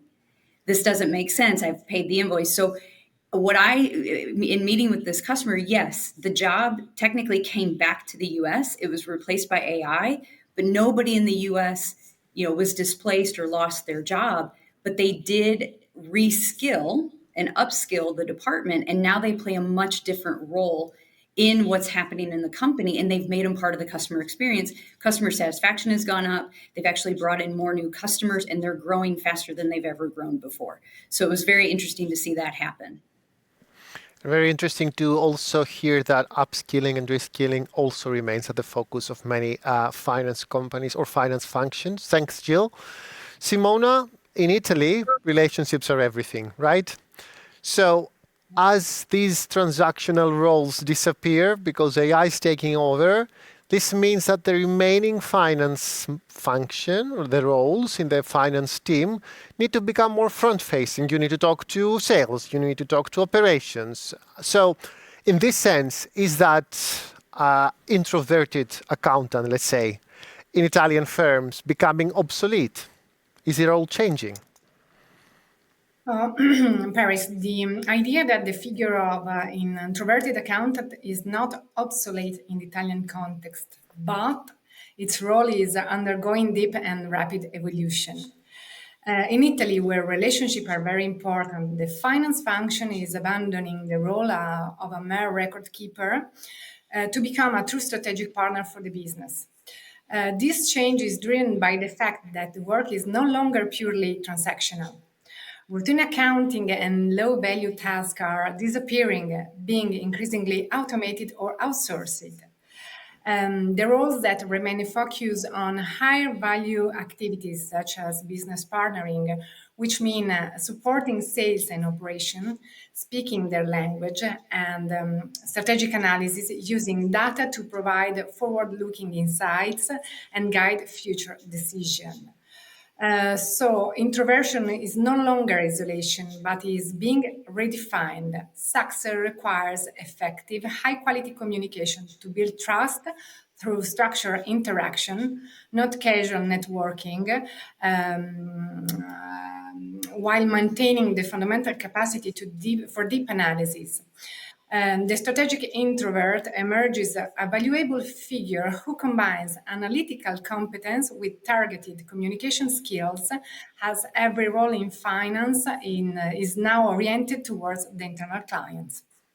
You make it sound so interesting that I might switch to finance in the end. I'll let my manager know.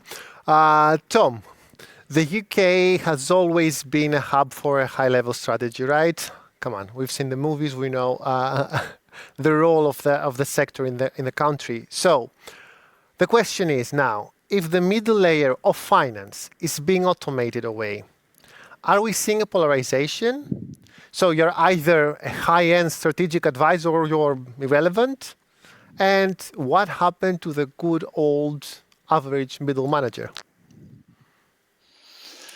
Paris, I don't think finance is for you. I think you're more suited to show business after what I've seen so far this afternoon. But yes, we are seeing a bit of polarization in the UK. The middle layer of finance used to exist because someone had to manually pull those numbers together. Automation has reduced that considerably. So what's left are two types of roles. Strategic advisors who can influence decisions, and operational specialists who can build and optimize the systems that ultimately do the work. The average middle manager isn't necessarily disappearing, but their job is being rewritten. Their value now comes from judgment, communication, cross-functional leadership, and not from managing a team of processes. So the winners are the people who can translate data into action and ultimately partner with that business. So the message is the middle isn't dead, but it certainly is evolving. The irrelevant manager is the one who waits for the old job to come back, and we touched upon that earlier on in the webinar. The relevant one is the person who becomes a strategic connector between finance, technology, and the business. Excellent. Thank you so much. Thank you, Tom. So let's go to another topic, ESG, which in Europe, it's very important. Actually, Simona, starting with you. We know that Europe is driving the bus on ESG regulation, and it's no longer just a nice to have, it's a legal mandate, right? In the past, we used to hire sustainability officers. Now we go way beyond that. We need controllers who understand carbon accounting. So, in Italy, is ESG becoming a mandatory hard skill for every finance role you feel? Or firms still treat it as a niche specialization? As you said, the biggest change in European finance is that ESG criteria are no longer a specialized topic but are required high skill for almost everyone. This shift is mainly because of new European Union rules. The immediate consequence is that ESG knowledge is now a core technical skill that most finance workers must possess. Accounts and controllers, for example, are now required to report ESG data with the same careful attention as financial data, often forcing them to learn new skills such as carbon accounting due to relations like the CSRD.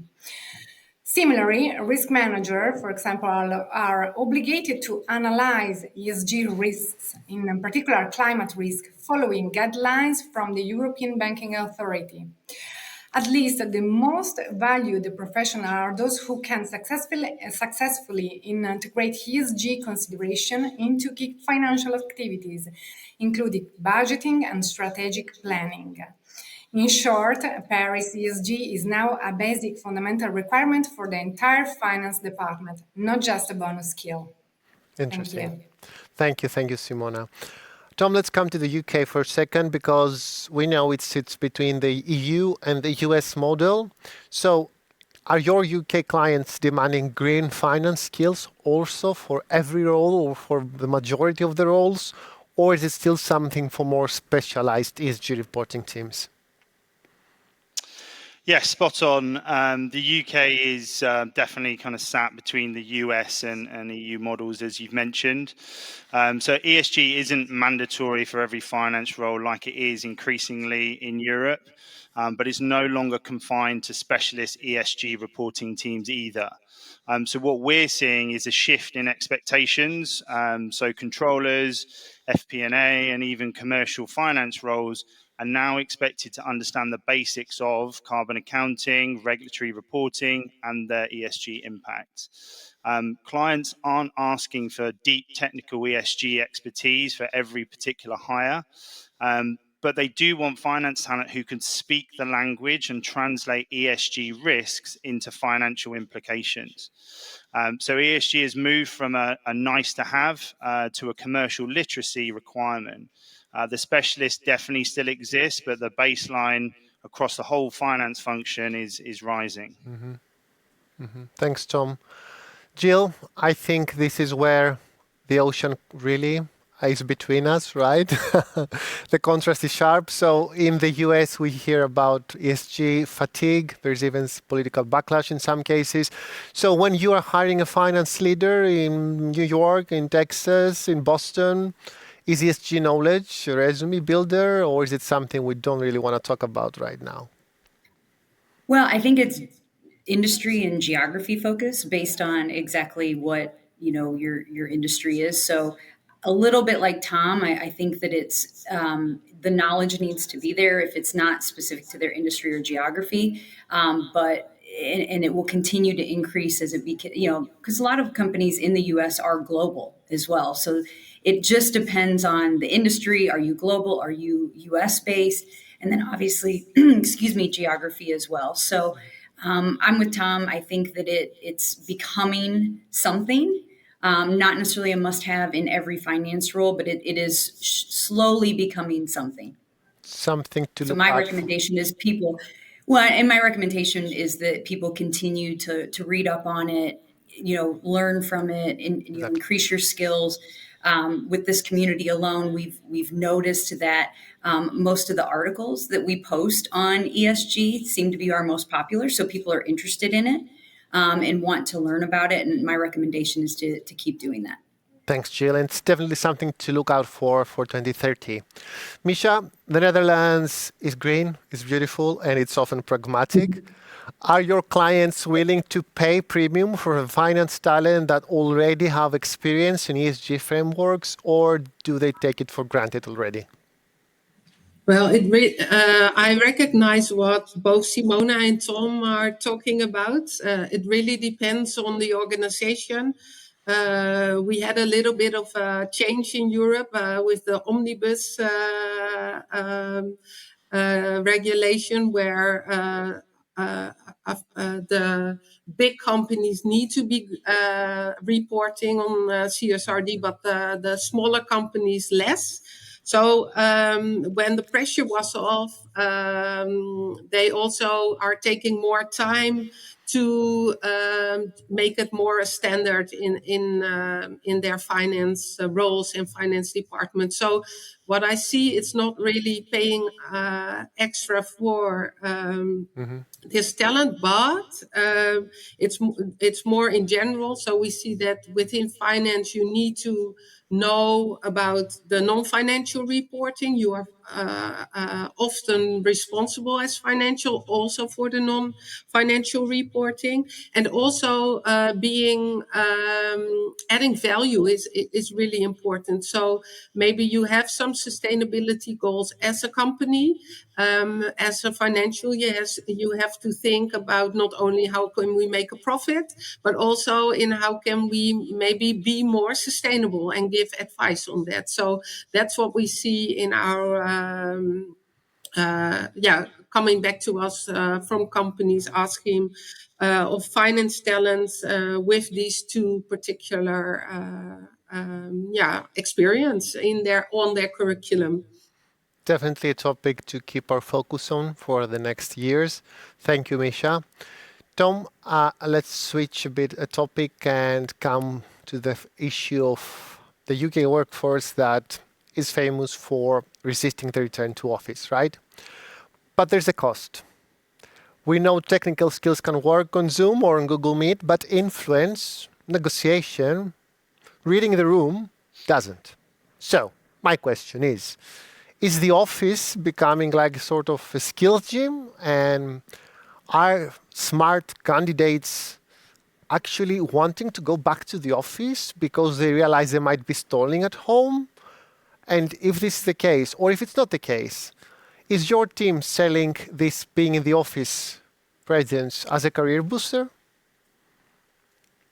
Yes, absolutely. And I think the dynamic of this is certainly changing at the moment and has certainly changed kind of post-COVID.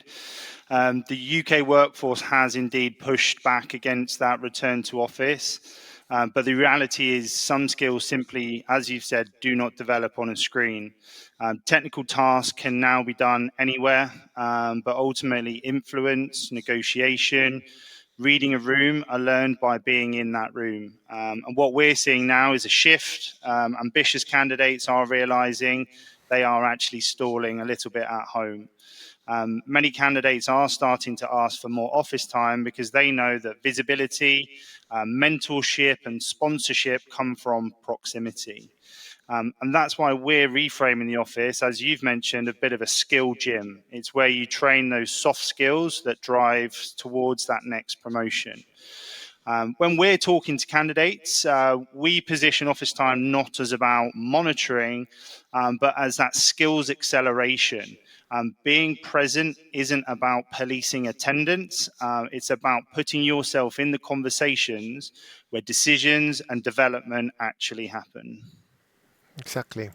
And Jill, what about the US? Because we know that many banks, for example, are mandating a 5-day week in the office, right? Is this driving talent away, or from your experience, from your data, you see that people who come back to the office tend to outperform the ones that stay at home?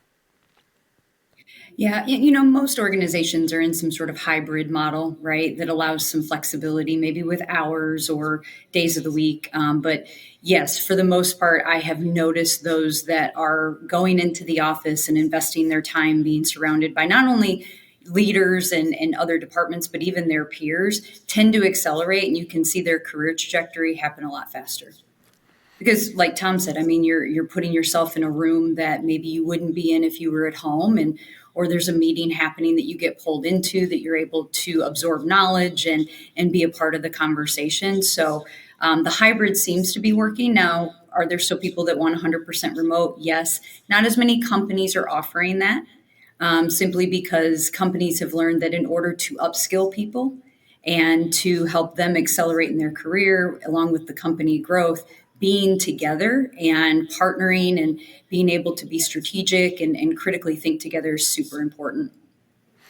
And it's part of the ambient learning as well that Frank mentioned in the beginning. Misha, in the Netherlands, we know that the culture is very consensus driven. So in your case, have you noticed a drop in soft skills or in the collaboration skills for finance colleagues who work from home, who stay at home? And on the contrary, are your clients asking you to screen for in-person impact? Something you need to assess as well. Yeah. Well, you call us consensus driven. So what we see in the organizations that they've reached a consensus with all the talent, because most companies are within finance, people, the talents are coming to the office twice or three times a week because they really miss working together, learning from each other. And so that's the trend in the Netherlands at the moment. And I don't think because of only working at home, but just in general, we talked about it in this webinar. We want the soft skills are also very important for our financials. So our clients really ask us to assess our candidates and see what if the soft skills are helping them lead the change, lead the transformation. So it's really important. And like Jill said, working with each other on the workspace, peer to peer, that's really important. So we see that in the Netherlands. Thank you, Misha. And Simona, final word to you. Italian business culture is intensely social. So in Italy, can a finance leader be successful if they're invisible? Or is the espresso machine still the best toolkit that a finance colleague has to get things done? Paris, a finance leader in Italy cannot afford to be invisible. Informal interaction symbolized by the coffee machine is essential for success. Italian business culture is high context built on relationship and social interaction that drive daily work. The coffee break is a crucial time for build connections, demonstrating accessibility and establishing the necessary trust, acting as a true informal networking hub where the key relationships for getting things done are formed.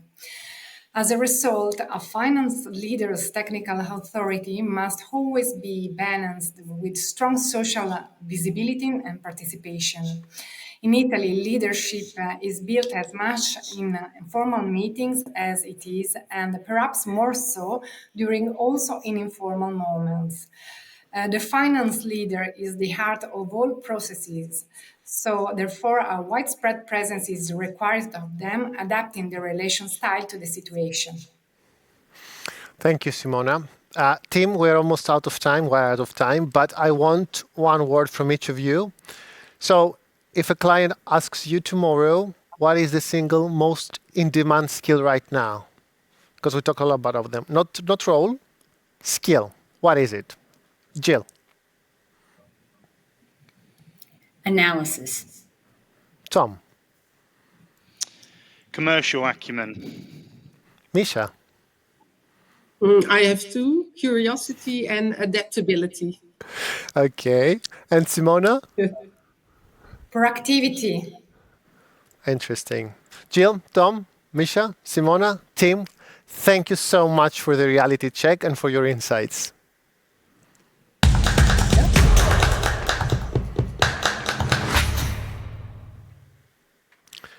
Ladies and gentlemen, we promised you a blueprint today. And looking back at the last 2 hours, I think we have exactly that. We have covered a massive amount of ground. from the macro trends of the ecosystems to the micro trends of skill shortages in London, in Amsterdam, New York, Rome. So if you take nothing else from today, take those 3 cornerstones for your strategy. 1. As Frank said, the era of prediction is over, the era of preparation is here. He showed us that we cannot predict the future with spreadsheets anymore. And we saw that the world is too convergent. So as leaders, our job is not to be right about 2030. It's about to build the operating models that can survive whatever 2030 looks like. And we need to design for possibility, not just probability anymore. 2. Resilience requires unlearning. Our leadership panel made it clear. What got us here just won't get us there. So to build a high-performance team, we need to unlearn the command and control structures of the past. We need to foster ambient learning and build those cultures where safety and accountability go hand in hand. And 3, the talent game has changed. Our internal experts gave us the reality check. The old playbook of just offering more money isn't cutting it. It's breaking down. So whether it's about the sticky hybrid demands in the UK or the regulatory shifts in the Netherlands, the winners in the talent market will be the ones who offer flexibility, stability, and purpose, not just a paycheck. The job of a finance leader has never been harder. But as George mentioned in the beginning, the beauty of this community is that you don't have to do it alone. Our specialized, exclusive communities are here to support you on this journey with curated insights, expert knowledge, networking events, access to job opportunities, training, and more. We have amazing things in store for you in 2026, so if you haven't done so, you can become a member for free now. Just visit your local Randstad website or talk to one of consultants who are more than happy to help you. I want to say a massive thank you to our keynote, Frank Diana, for expanding our horizons. To our guests, Duyen, Ehsan, Yap, Jill, Mike, Misha, Ron, Simona, Tom, for your transparency and your insights. To George Vasquez for championing this vision. And most importantly, to you, the hundreds of professionals who took the time and joined us today. We will be sharing a summary of the key insights later and together with the recording. The blueprint is in your hands. So now it's time for you to go out and build it. Thank you, good luck, and see you at the next one.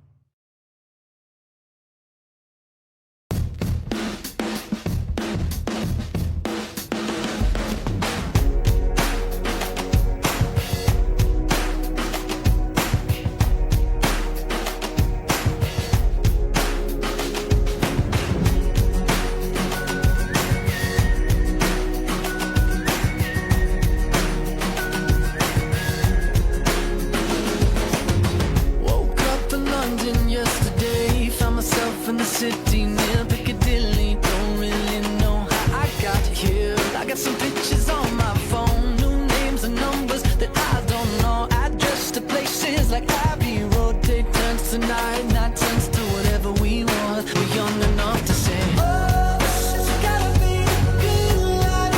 It's gotta be a good life. It's gotta really be a good life, good life. I say, oh, this feeling that you can't fight. The city is a fire night. This could really be a good life, a good, good life.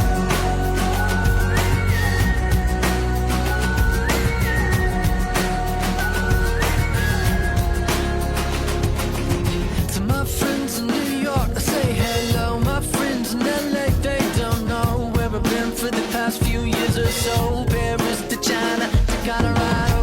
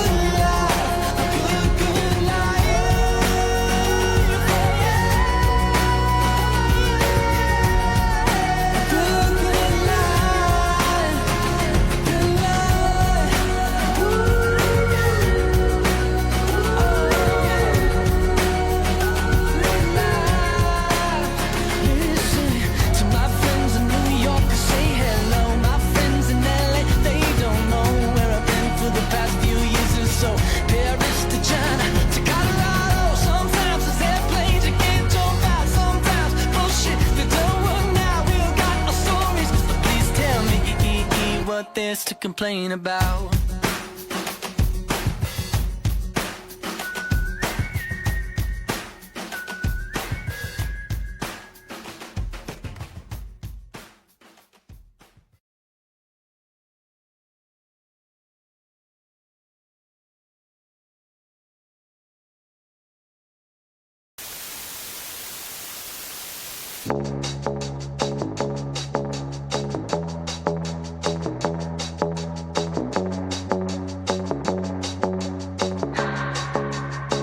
Keep my hands on myself. Pick out dust them off, put them back up on the shelf. Kiss my little baby girl isn't me. Am I coming out of left field? Ooh, I'm a rebel just for kicks now. I've been feeling it since 1966 now. Might be over now, but I feel it still. Ooh, I'm a rebel just for kicks now. Let me kick it like it's 1986 now. Might be over now, but I feel it still. Got another mouth to feed. Leave it with the babies till the mama call the grave digger. Gone with the fallen leaves. Am I coming out of left field? Ooh, I'm a rebel just for kicks now. I've been feeling it since 1966 now. Might have had your fill, but I feel it still. Ooh, I'm a rebel just for kicks now. Let me kick it like it's 1986 now. Might be over now, but I feel it still. We could fight a war for peace. Give in to that easy living, goodbye to my hopes and dreams. Stop flipping for my enemies. We could wait until the walls come down. It's time to give a little to the kids in the middle. Oh, till it falls, won't bother me.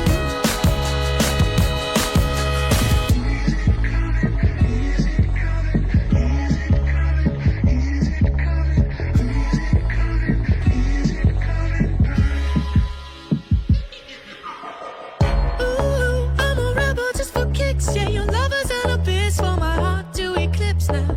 Might be over now, but I feel it still. Ooh, I'm a rebel just for kicks now. I've been feeling it since 1966 now.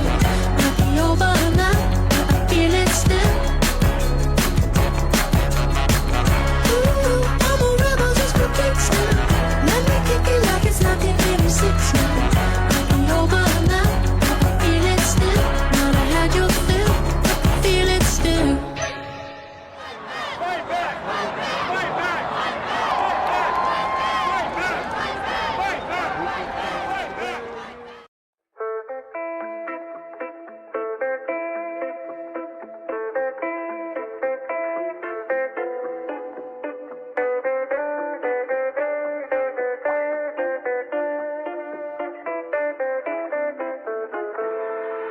What a life, what a night, what a beautiful, beautiful ride. Don't know where I'm in 5, but I'm young and alive. Fuck what they are saying, what a life. I am so thrilled right now, cause I'm popping pills right now. Don't wanna worry about a thing, but it makes me terrified to be on the other side. How long before I go insane? I am so thrilled right now, cause I'm popping pills right now.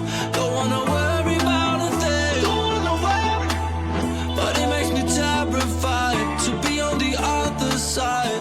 How long before I go insane? What a life, what a night, what a beautiful, beautiful ride. Don't know where I'm in 5, but I'm young and alive. Fuck what they are saying, what a life. It's okay, it's okay.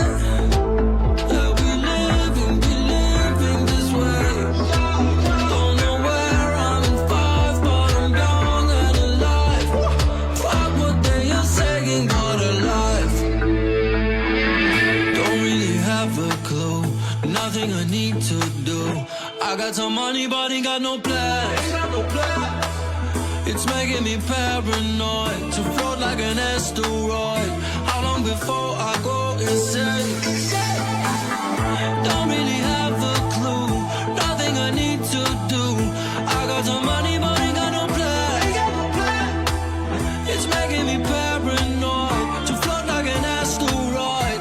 How long before I go insane? What a life, what a night, what a beautiful, beautiful ride. Don't know where I'm in 5, but I'm young and alive. Fuck what they are saying, what a life. It's okay, it's okay that we living this way. Don't know where I'm in 5, but I'm young and alive. Fuck what they are saying, what a life.